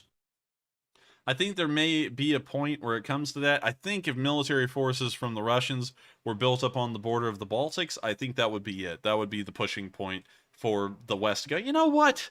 It's time to go bonkers. And so they probably just go bonkers. But once again, I think NATO is going to have a lot of leniency here, because one thing that everyone's got to realize is once that train starts, there's no stopping that train, most likely. There will be probably diplomatic discussions at the beginning of the war, some kind of a ceasefire agreement that will be tried to be had, and some kind of peace agreement afterwards. But it will most likely fall apart, and this train will be unstoppable once it starts rolling. So everyone, be careful what you wish for. It is good to step in and stand for the right thing, but realize once that starts, there's probably no backing out, and the end result is inevitable. And so with that, I thank you so much once again for the support. I hope that does address the comment, and we are on to the next one. And next up, we have a $10 super chat from DD Lachuga, who says, "Now Russia is more cruel because of leader that Putin put in charge, called the Butcher, is what he's called." Matthew, why in the world was it when you were reading that off, you got up close to the microphone and said, "the Butcher"? Because that was honestly kind of... I actually leaned forward to reposition myself in my seat, and it just sounded that way. It sounded almost deliberate. It was like, Putin has appointed a general, the Butcher, to... it's like, it was funny. Anyway, moving on from that little funny little gaffe. I did hear that they appointed a new general. I honestly, I don't mean this in a rude way to you. I will explain why I'm saying this. I honestly don't care. They will switch him out in about 2 weeks' time or a month's time, because every single general that's held that position has been swept aside for a new one because they just can't get the whole thing put together. So at this point, I don't even care to really know a lot about these generals. I used to at the beginning, But I just can't be inclined to care because they'll probably be gone in 3 weeks, and starting to know everything about them will be pointless. But I hope that does address the comment fairly well, and I thank you so much once again for the support. And so with that, we are on to the next one, and thank you once again. And it looks like a lot of people thought I did that intentionally, apparently. So that's pretty funny. But anyways, moving on to our next super chat, we have a $10 donation from Rotormax, who says, Enforcer, does Russia have frozen international assets that UN can seize for Ukraine reconstruction after the war? I think they do have frozen international assets. The Swiss, as far as I know, have frozen a decent amount, which is a huge move for the Swiss, considering that they are neutral all the way since the Congress of Vienna in 1815. And why in the world did I throw that fact out there? Anyways, they do have frozen assets. The Swiss assets are an example of it. I don't know if the UN would be able to seize those and use them to help rebuild Ukraine, but then again, they might. I don't really know. Wait a minute, no. Actually, they wouldn't, because Russia would veto that immediately. So with that, I hope that answers the question fairly well, and I thank you so much once again for the support. And so with that, we are on to the next one, the Butcher. All right, and up next, we have a $10 super chat from Tim Swenson, who says LSA, and also a $10 super chat from Mike Leary, who does not leave a comment. But thank you very much to both of you for leaving that very generous support. And Enforcer, would you like to add a few words? Yes, I would. I would also like for you to not make your first course meal on the mic. You were so close to it. But yes, I would like to thank both of y'all so much for the support. Also, Slava the LSA, long live the Leaf Spring Army. And of course, I thank both of y'all so much for your support. It helps this channel to keep on running, so that way we can keep these streams alive. And so with that, we're on to the next one. And thank you once again. And next up, we have a $10 super chat from Richard W., who says, what can Ukraine do to minimize the cruel tactics of Russia's most brutal commander, General Sergei Surovikin, I butchered that last name, who oversaw the brutal bombardment and used chemicals in Aleppo? I think that guy already came and went, didn't he? Because I remember him being appointed earlier in the war, and they axed him and replaced him with someone else. Did they literally axe him? Nah. They axed him as in removed him from the position and then threw him out a window. But I'm kidding about the window part. I honestly don't know his fate right now. But moving on from that, I don't really think there's any way for us to curb the guy, but I can tell you one thing that will curb him, is that the Russian army sucks, so it's not really like they can do anything anyways, and that will curb him heavily, and he'll probably get removed from the position if he's there within weeks or a month. And so with that, I thank you so much for the support. I hope that does address the comment fairly well. And with that, we are on to the next one, and thank you once again. All right, Enforcer, and it looks like, real quick, this has to be very fast because we're running late. KPX said, your brother said he heard terrible stories at Fort Rucker. I would like to know what he was referring to. And KPX is calling you out. Oh, no. Well, the horrible stories I've heard at Fort Rucker, and this is of course, I guess you could say third hand. You know, I wasn't there directly to see these, and also these were relayed to me through other people. But I've heard that there have been prostitution rings at Fort Rucker. And once again, these are all stories, so allegedly. I don't know if there's any proof to them, but these are the stories I've heard. I've heard that soldiers have been killed at Fort Rucker by other soldiers. I've heard that there's been prostitutes on Fort Rucker. A lot of questionable stuff happens. Apparently the barracks out there are falling apart. There's a lot, from what I know, from what I've heard from other people telling me stories about that place, it's like the haunted house of the U.S. Army. And that's what I've heard. But then again, take that with a grain of salt, because I don't know if these people are just trying to make Fort Rucker like the Alcatraz of the Army. I don't really know. But that's what I've heard. So take it with a grain of salt. Those are the stories of Fort Rucker that I've heard, now that I've said that for about the 5th time. So with that, I hope that answers the question, KBX, and we are on to the next one. I bet KPX is regretting ever asking that question. But anyways, up next we have a $10 super chat from Rocky's Roads, who says Ukraine needs we Texas Hog Hunter with our 308s and thermals to help out Slava Ukraine brothers. And I thank you for the support. And you know, Texas Hog Hunters are actually pretty cool. You can find a lot of YouTube videos out there of them riding around on helicopters and just taking down feral hogs. In case y'all don't know, just in case if there are some of y'all who are like, oh my god, they're killing the native wildlife. Those things are invasive, and they're also incredibly violent. They can kill people. So it's important to wipe them out. You know, and they're still, no one can keep up with it. They're like breeding so quickly and just spreading so fast. that they're just destroying Southeast and the South in general. But moving on from that, I think they really could use some hog hunters. Imagine some Texas hog hunters, Matthew, on a little bird just flying over the lines at treetop level. Imagine what they could do. But That'd be pretty effective. honestly, I think it would be. And so with that, I thank you so much for the support. I hope that does address the comment. And with that, we are on to the next one. And next up, we have a $10 super chat from Mike Leary, who says, that is the kind of tanker I would want to be in combat with. Yeah, I would love to be in combat with it. Honestly, I think he would just be a cool guy to have around. Like, let me find it again. I gotta find that video, Matthew, because that was a pretty good one. Drone fun, eat sandwich, day in Ukraine, little schmack. It's not these. Also, we have 25 left. Oh, okay. Well, sadly, we won't be able to find it to 25 of them being left. But thank you so much once again for the support. And I would have to say that was a really cool guy. I liked him. And so with that, we're on to the next one. And thank you once again.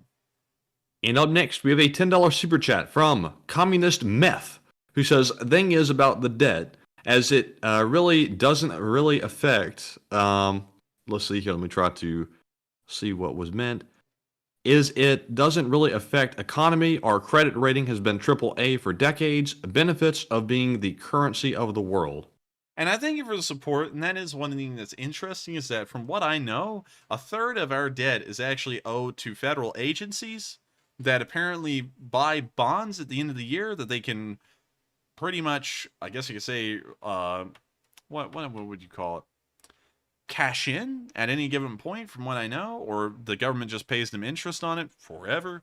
And surprisingly enough, the CIA and the FBI are two of the organizations that have the highest amount of, I guess you could say, bonds that make up that debt. That's kind of, in my opinion, it's a little bit concerning, considering that an investigative two organizations like that just have an unlimited budget pretty much, but we won't cover that. And so with that, I thank you so much for the support. I hope that does address the comment, and we are on to the next one. And next up, we have a $7 super chat from Fuzz the Cat, who says, Kerch Bridge was not destroyed, only slightly damaged. One road span was destroyed, another dropped, could be recoverable, another slightly damaged. Railway was damaged for a few spans and damaged only. Well, I thank you for the support, but I think most people will qualify a bridge with pieces of it in the water as being heavily damaged, because if you only have one operational lane on a 4-lane interstate, that is usually considered not ideal. And also, the railroad tracks, I actually got a video of the railroad tracks, finally. The heat up there was so hot, the railroad tracks melted under the train. And also, it looks like the train may have melted a decent bit as well on the undercarriage, on the bogies and stuff. So, in that regard, I'd have to say it was fairly damaged, fairly well. And so with that, I thank you so much for the support. I hope that does address the comment. And with that, we are on to the next one. And up next, big shout out to Junebug with the 72 on the end for the $5 donation. Thank you very much for that. We also have a $7 super chat from Joshua Chambers, who says, Russian army was thought to be the second best army in the world. It turns out it's only the second best army in Ukraine. Yeah, that's actually a pretty good one. I like that joke. And I find it funny that they were ever considered to be a major power, especially when you look at their budget. I honestly cannot stand like mainstream calculating of stuff, because people go, wow, let me just simulate the average middle school classroom. That someone's looking at the map, I guess, like when you're waiting for the bus or something, you go, wow, Russia is so big. They must be so powerful. And then the teacher goes, why, yes, they are the most powerful country on earth. Just by landmass alone. And that's not even accounting for the Mercator projection or anything like that. Like, it's goofy. Like, I cannot. And they'll always say, 10 in 10 experts say that Russia has the largest military in the world. That's like 10 out of 10 experts didn't know that they were going to get crushed by Ukraine. Yeah, 10 out of 10 experts never accounted for the basic things you would think about, like, funding. Are these soldiers conscripts or contract? Things like that. Things you would just consider normally, like the logistics, like how Russia has private companies that do their logistics for the most part instead of their own military. And so they're pretty much relying on Amazon Prime to supply their war efforts. Stuff like that you would normally consider if you actually look beyond the surface. Apparently experts just don't catch. But with that, I thank you so much for the support. And that was actually a pretty good joke, and I'd have to agree with it. And so with that, we are on to the next one, and thank you once again. All right. And up next, we have a $10 super chat from Flowers, who says, do you think Russia will ever recover from this war? And do you think the economy will ever be like it was? And Enforcer, you know what this reminds me of? You remember that meme that was going around of that guy who kept tigers saying, I'm never going to financially recover from this. Yeah, that guy. That's what it reminds me of. What was his name? Tiger King? Yeah, King Tiger or something like that. Yeah, well, I think that's a tank. Oh, yeah, Tiger King, that's right. The King Tiger is a German tank, but the Tiger King is some guy, I don't know a lot about him. He's some guy who has tigers or something, but I think I would have to say the Russians are never going to financially recover from this, at least for the next several decades. Being put back like this is permanent, pretty much, for at least modern history, as far as it's concerned. And so with that in mind, they probably will not recover. And so with that, I thank you so much for the support. I hope that does address the comment fairly well. And we are all on into the next one. All right. And moving into our next one, we have a $5 super chat from Red Lobster Dumpster Fire, who says, great work, fellas. Great commentary. We're glad to help raise funds to good charity. Christmas is coming by Ukrainian. And man, does Red Lobster have a dumpster fire going on out back. Go put that out. One second. Let me try this. Have you ever wanted to go to Red Lobster and get yourself a brand new dumpster fire? Well, then you want to come down to the Red Lobster at 1288 Sycamore Way, Albuquerque, New Mexico. This thing's got a dumpster fire behind it like no other. Sit around and campfire on s'mores and stuff as I lose my train of thought and figure out where the hell I'm going with this. But I thank you so much, Red Lobster Dumpster Fire. That is a cool name. I find it funny. And also, I would have to say that Christmas is coming, and we ought to get some presents. And what better presents than the Russian army leaving Ukraine? And so with that, thank you so much once again for the support, and we are on to the next one. And up next, we have a $5 super chat from Commander COVID-19, who says, a donation to the pizza, wings, donut, coffee, and fund. Please read a question from the chat, and Slava Ukraine. And thank you, Commander, very much for the donation to the multiple funds. We enjoy them all. We don't have a wings fund yet, but we might have to get one because those Zaxby wings are busting, as you could say. But I think the words these days are schmacking or something. You know, like the words change schmacking, like every few months, but it's like schmacking or like there's another one that I can't say. I'll tell it to you off stream, but we'll move on to those wings are dive bombing. Yeah, and so with that, we'll answer a live chat question in your honor. All right, and this live chat question goes to Final Countdown, who says, do you think Russia will attack Kyiv through Belarus? I don't think so. They already did that before, and it didn't go well for them, and once the Russians retreat out of a place, we've never seen them return. And so I do not think that is possible. Although, take it with a grain of salt, because the Russians are stupid. And so with that, I thank you so much for the support. I hope that does address the comment. And with that, we are on to the next one. And up next, we have a $10 super chat from Flowers, who says, Putin, Vavasur, what did it cost you? Putin, everything. I thank you for the support, Flower. I do not know, sadly, what that means, but I will answer that after stream, most likely. Just in case if anyone doesn't know, I have friends, and that's one of them. So with that, thank you once again. I don't know why you sent in a super chat. You could have just asked me that off stream. But with that, we are on to the next one. Thank you once again. All right. And also, shout out to NOYDB for putting in a $1 donation. Thank you very much for your support. We also have a $5 super chat from V. Putin, who says, it's starting to get winter. I told my troops it's cold in the morgue and it's cold in the trench. Take your pick. They said they are staying. And I thank you for the support, and that's actually a pretty good one. I like that. And so thank you so much once again. And that was actually that was actually a raw line, man. Like, that was actually pretty good. But with that was. Thank you once again, and we are on to the next one. You know, it feels kind of like a bad situation, though, because of their username, Vladimir Putin, we can't say our usual lines like, like, thank you for the support, because it's going to sound kind of weird to say that.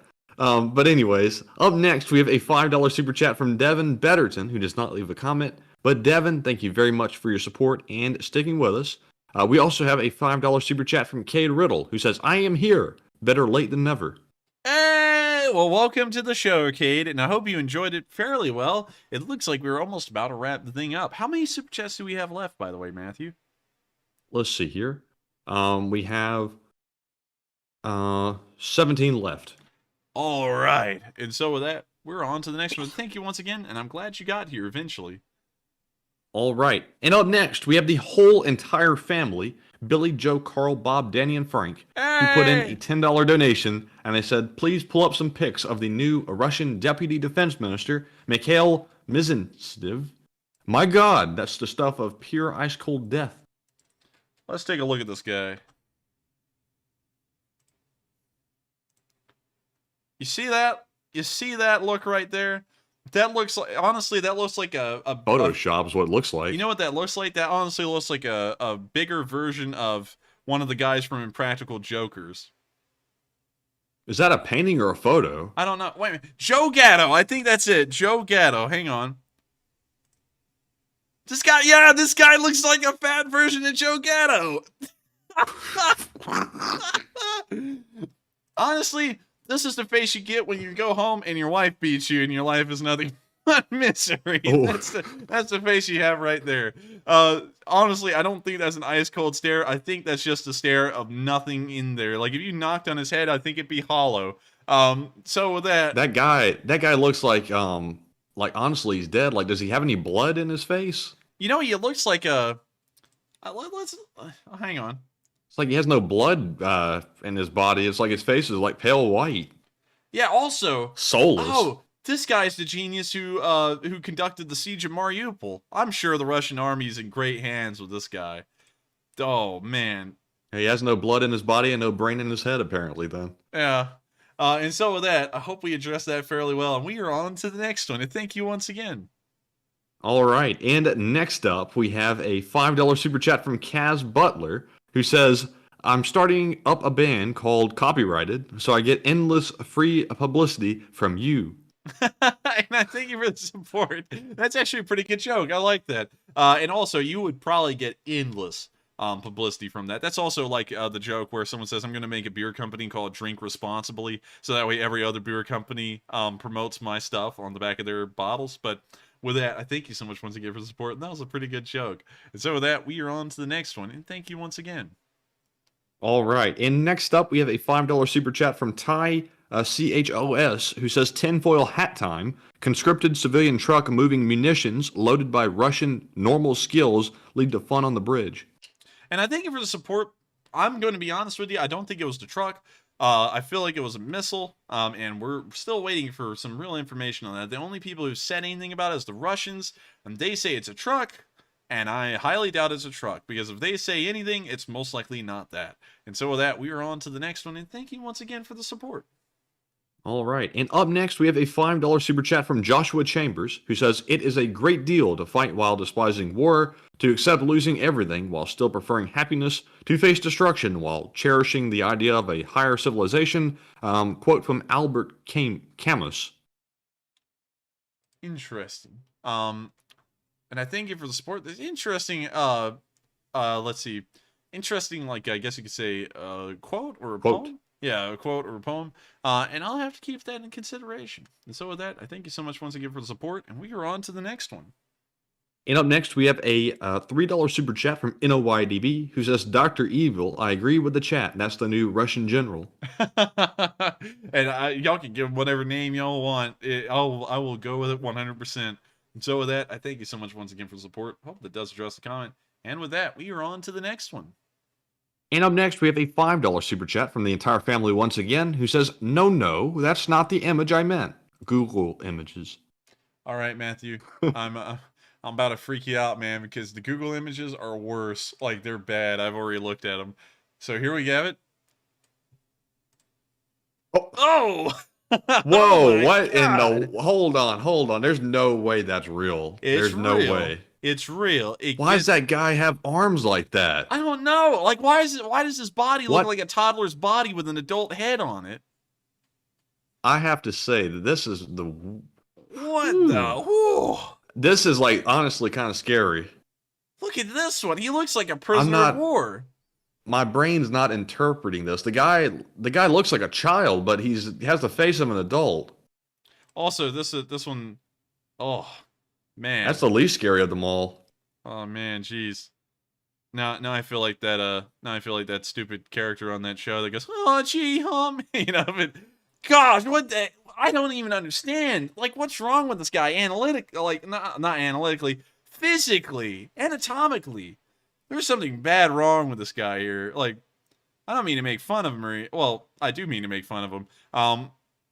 Gosh. And Lucy said it looks photoshopped. It does look photoshopped. Like, this does not look real. Although there's so many pictures, no way they could have photoshopped all of them. That's just go back to that first picture. I have to see that again. That's like my mind won't process that. It's like why is his skin so white?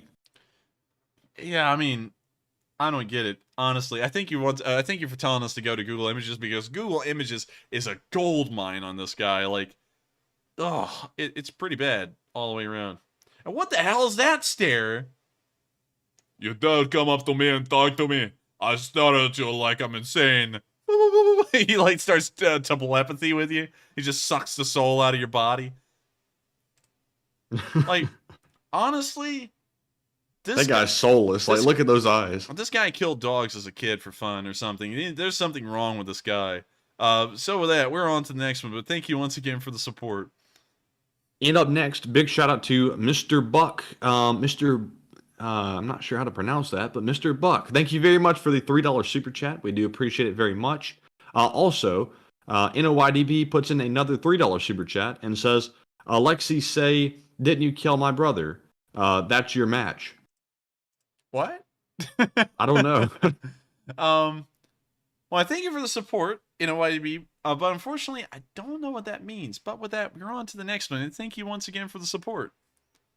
All right, and moving on to our next one, we have a $5 super chat from Greg Parsons, who says, did you, Russian Federation, give the finger in last night UN meeting after losing their vote? I didn't see that, and I'll have to try and look at that after stream, but I thank you for the support. I thank you for letting me know about that. And so with that, we are on to the next one. All right, and up next, we have a $5 super chat from Fuzz the Cat, who says they don't have missile defense systems competent or modern enough to be able to shoot down most of them. First day, over half shot down. Second day, over 2/3 shot down, which is most. Please be accurate, in all caps. Well, I thank you for the support, but you got to remember that only half of them being shot down, half of them are making it. If 82 missiles are fired, 41 of them are making it to their targets. And so they've got to be better. You can already see that hundreds of people killed by half of them getting through. And on top of that, can we, and here's one thing I gotta say with this one, can we actually confirm that a majority of those missiles were shot down with video evidence or picture evidence? Because that's something that would be important to me on this one. So with that, we're on to the next one, and thank you for the support. All right, and up next, we have a $5 super chat from Nigel Curtis, who says, do you know if many refugees have returned to West Ukraine? Never get info on that. I think a decent amount have, from what I've been told, but there's still a decent amount of them outside of Ukraine as well. So with that, I think that's about the best I can answer that. I don't really have a lot of information on it, but thank you once again, and we are on to the next one. All right, and next up, we have a $5 super chat from BSG Wolf, who says, whiskey with a nitric acid Coke break. Hey, old jokes being reinvigorated, and I thank you so much for the support, and I think I will have a Jameson break with some nitric acid Coke. And so with that, we're on to the next one, and thank you once again for the support. All right, and up next, shout out to Ye Awesome for a $5 donation, who says, yo, and yo back to you, and thank you very much for that support. Also, we have a $5 super chat from Frag Pell, I think, who says, can you check the angle on the hit on Kerch Bridge? Isn't it from Krasnodar instead of north? And I thank you for the support, and I actually did try and check on that a bit. The direction it came from actually would have been more conducive with Rostov-on-Don. Although, then again, I don't really know. Missiles do fly in straight lines. So that was kind of odd to see that the blast path kind of looked like it did come from Russia. So I don't know. It does kind of throw in a lot of credibility. It may come from Russia, but unfortunately, I never was able to cover that until right now. And so with that, we are on to the next one. And thank you once again for the support. And next up, we have a $5 super chat from William Arens, who says, Enforcer Fort, and this is just a name, just to be clear, Fort Dix, New Jersey, has been decommissioned for 15 years and is now part of Joint Base MDL, McGuire Dix Langhurst, under command of McGuire Air Base. I'm glad they renamed it. Yeah, I'm glad they renamed it. And also, I thank you so much for the support. Now, I wonder something, Matthew. If you were stationed at that fort before it got renamed, was it okay for people to say that if you went out with your buddies, I guess on leave, and y'all are all hanging out at like a bar or something, that there was a bunch of dicks over there?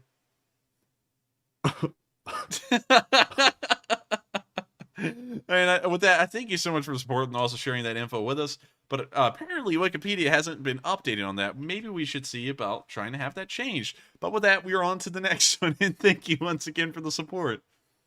And next up, we have a $4 super chat from NOYDB, who says, Young Whippersnappers, Didn't You Kill My Brother is a song, darn it, by Alexei Sayul. Lookalike. Oh, I thank you for the support once again in NYDB. And of course, we don't know a lot about modern music or anything like that. So sadly, we didn't know, but I thank you so much once again. And I will try and look into it when I can. And with that, we are on to the next one. And thank you once again. And next up, we have a $4 super chat from Brent Nunsent, who says, Nazis in 1944/1945 used V1 and V2 vengeance weapons because they had lost. No point, just punishment. And I thank you for the support, and that is pretty true. The Germans were really just trying to, I guess you could say, give it to the British as best they could, but even then, they didn't really do a lot. They kind of took out a house here and there, but not really too much. But with that, I thank you so much for the support, and I thank you for providing that information, because that is true. They were really just more of trying to punish the British the best they could, instead of really trying to make any kind of difference. But with that, we're on to the next one, and thank you so much once again for the support. All right, and up next, we have a $4 super chat from Fuzz the Cat once again, who says, to accurately describe something as destroyed, generally you have to destroy the majority of it, not just a tiny bit. Please be accurate. And wait, is that the same guy? Yes. And what's he even talking about at this point? He's talking about the Kerch Bridge. I think he's still on it. It was mostly destroyed, and if you send in another super chat like that again, I hate to tell you, but I think you're gonna have to go, because I don't know what's up with you. But with that, we're on to the next one. All right, and up next we have a $4 super chat from Alan Sanderson, who says, try searching for U.S. submarine Xbox.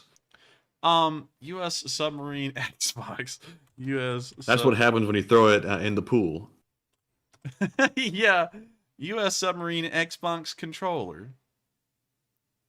U.S. Navy swapping 38,000 Periscope joysticks for $30 Xbox 360 controllers. That is a great idea, No actually. way. Save money. And also, it's something that's going to be so easy to use, because everyone's always got experience with it. You just tell them the button layout, and there you go, you're set. That is actually pretty cool. Now, Enforcer, just think about that. They had all of that like complex stuff before, and it could have been simplified down to a Xbox controller the entire time. Yeah, honestly, I got to say this, y'all. Sometimes it's great for the civilian sector to get involved in the military, especially things like this, because one, this is so easy to learn. Imagine, you don't have to go through weeks of training to teach someone how to use this thing. They already know. You just like, it cuts down training a lot. It's like, hey, here's the button layout. Let's just do a little bit to make sure you got it. All right, to the submarine you go. And it's cheap. It only costs $30. But then again, I'm sure they bought it from someone, and the Xbox controller ended up costing $3,000, because that's just kind of how it works. But oh yes. But with that, they have the Xbox military grade controller that costs like 30 times as much as a normal one. Yeah. Also, Skeptical Skeletons just said the exact same thing in the live chat. But with that, I think. Oh wait, did he? Yeah. Where was that? Yeah. It's like just 3 chats. Oh, it just popped up. Yeah, right when we were saying it. But for y'all, since there's a lag, it'll seem like we said that after you said that. But it just popped up right then. That was the exact same wavelength we were on too. So with that, we're on to the next one. And thank you once again for the support and letting us know about that. That was really cool. And next up, big shout out to NOYDB, Dupper Bob, Chaotic FPV81, and William Jones for each putting in a $2 and also $4 donation. We do appreciate the support very much from all four of you, and thank you so much for helping to keep us running, as always. So we're moving on to our next super chat, which is from Chris Webb, and this is going to be the last one of the night until we move on to our live chat questions. It looks like we're 12:25. We're running a little late, but anyways, Chris Webb puts in a $2 donation and says simply, coffee fund. And thank you so much for simply the coffee fund. And so with that, we are on to the next one. And thank you so much once again for the support. Also, real quick, moving on into the live chat immediately. Rob Schmidt said, block a super chat because you have a sensitive bum. We actually allowed it the first time. I was like, oh, hey, maybe the guy's just correcting me. But then he did it a second time. So, you know, then it just seems like he's just doing it to do it at that point, if you know what I mean. But it looks like you won't be around any time longer either. But with that, you know what I mean? Yeah, you know what I mean. You know what I mean. Yeah, I mean, like you come in here, you step on my shoes, we break your kneecaps. So with that, we're on to the next one. Yeah. All right. So moving on to our live chat questions. Looks like we have enough time to answer a few of them. So the first one we have is from C. Fay, WF2U, and Mark Hodges. And guess what? They figured out the Morse code. They have deciphered it. They said the Morse code says Russians act like spoiled kids whenever they lose. Ding, ding, ding. You are correct. That is the message. Hold up. And Enforcer, you're saying that spoiled kids decide to do what the Russians are doing? Kind of in an abstract way, you know. What? They start losing, or things start not going their way, and they pitch a fit and just start doing crazy stuff. Man, those are some spoiled kids. I'd have to say so. And so with that, I hope that addresses the Morse code message fairly well. And with that, we are on to the next one. All right, and next up in the live chat, we have a question from Mr. Awesome Noob, who says, "Can we acknowledge that after the Ukraine war, the Nagorno-Karabakh war, that having a Russian post-Soviet army is guaranteed death sentence?" Yes, that is true. The Nagorno-Karabakh war is a telltale sign that if you keep on using Russian doctrine along with Soviet equipment, you get slaughtered these days. It's not even fair competition. You just roll over them. And so with that, I hope that does address the comment fairly well. And we are on to the next one.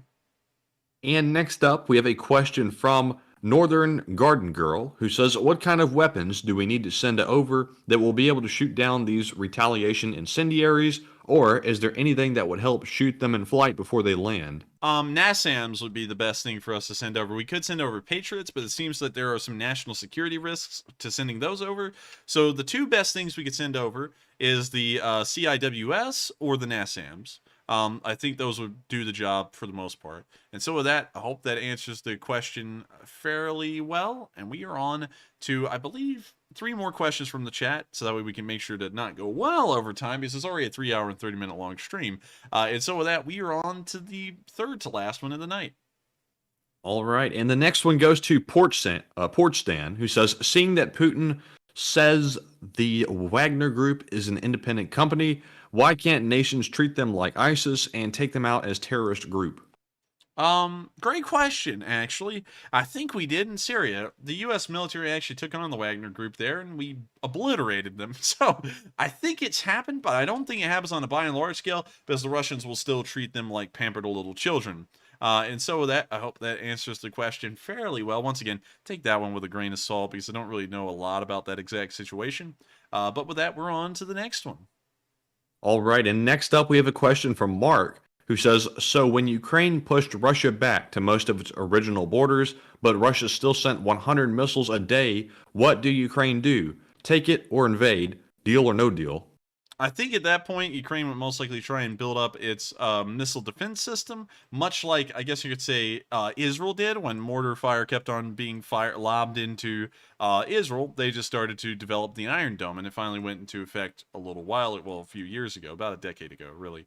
Anyways, moving on from that, they'll probably do the same thing in Ukraine. They'll probably try and buy foreign missile defense systems or something similar, so that way they can just shoot the stuff down that will probably always be fired into Ukraine if this war never officially ends.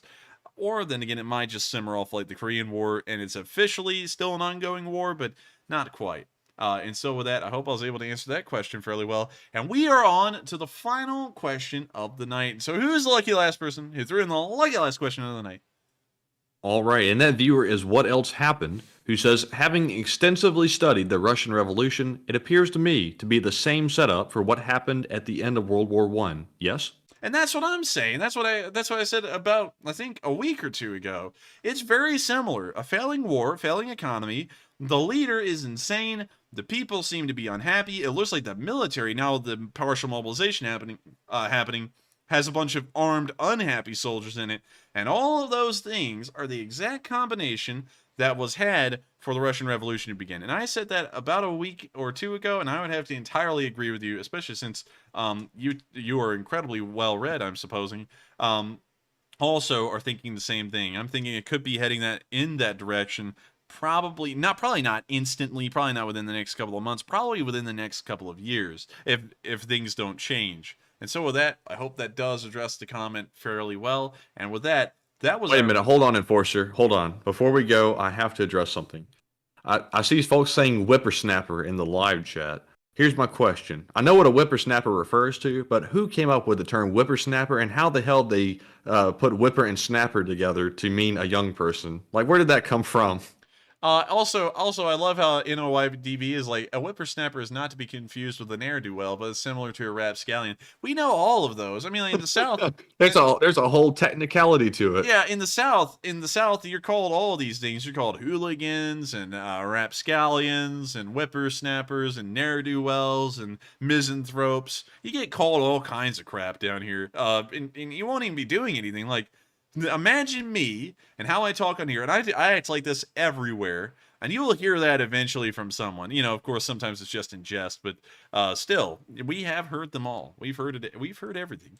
But with that, a whippersnapper does sound like a lawnmower, Nola. Yeah, it does. It sounds like a whippersnapper. A snapper lawnmower, like the whipper model of the snapper lawnmower brand. Yeah, it does. Yeah, it kind of does. Yeah. And so with that, it is now time to finally end tonight's stream. I thank you all so much once again for watching. If y'all have enjoyed, please make sure to hit the like button. We've gotten up to 3,400 likes. And also hit the subscribe button, because we run these streams every single day of the week at 10 p.m. Eastern time, except for Mondays. We take Mondays off, but every other day of the week you can expect to be on here at the exact same time, save the occasional unfortunate incident, like an internet outage or something somewhere. We've only had 2 of those happen in the whole channel's history, so it's going to be highly likely that this will be on tomorrow. And so with that, thank you all so much once again, and I will see you all tomorrow to report the next 24 hours of the war in Ukraine on day 232. Thank you all once again, and I'll see you then. Good night, and take care.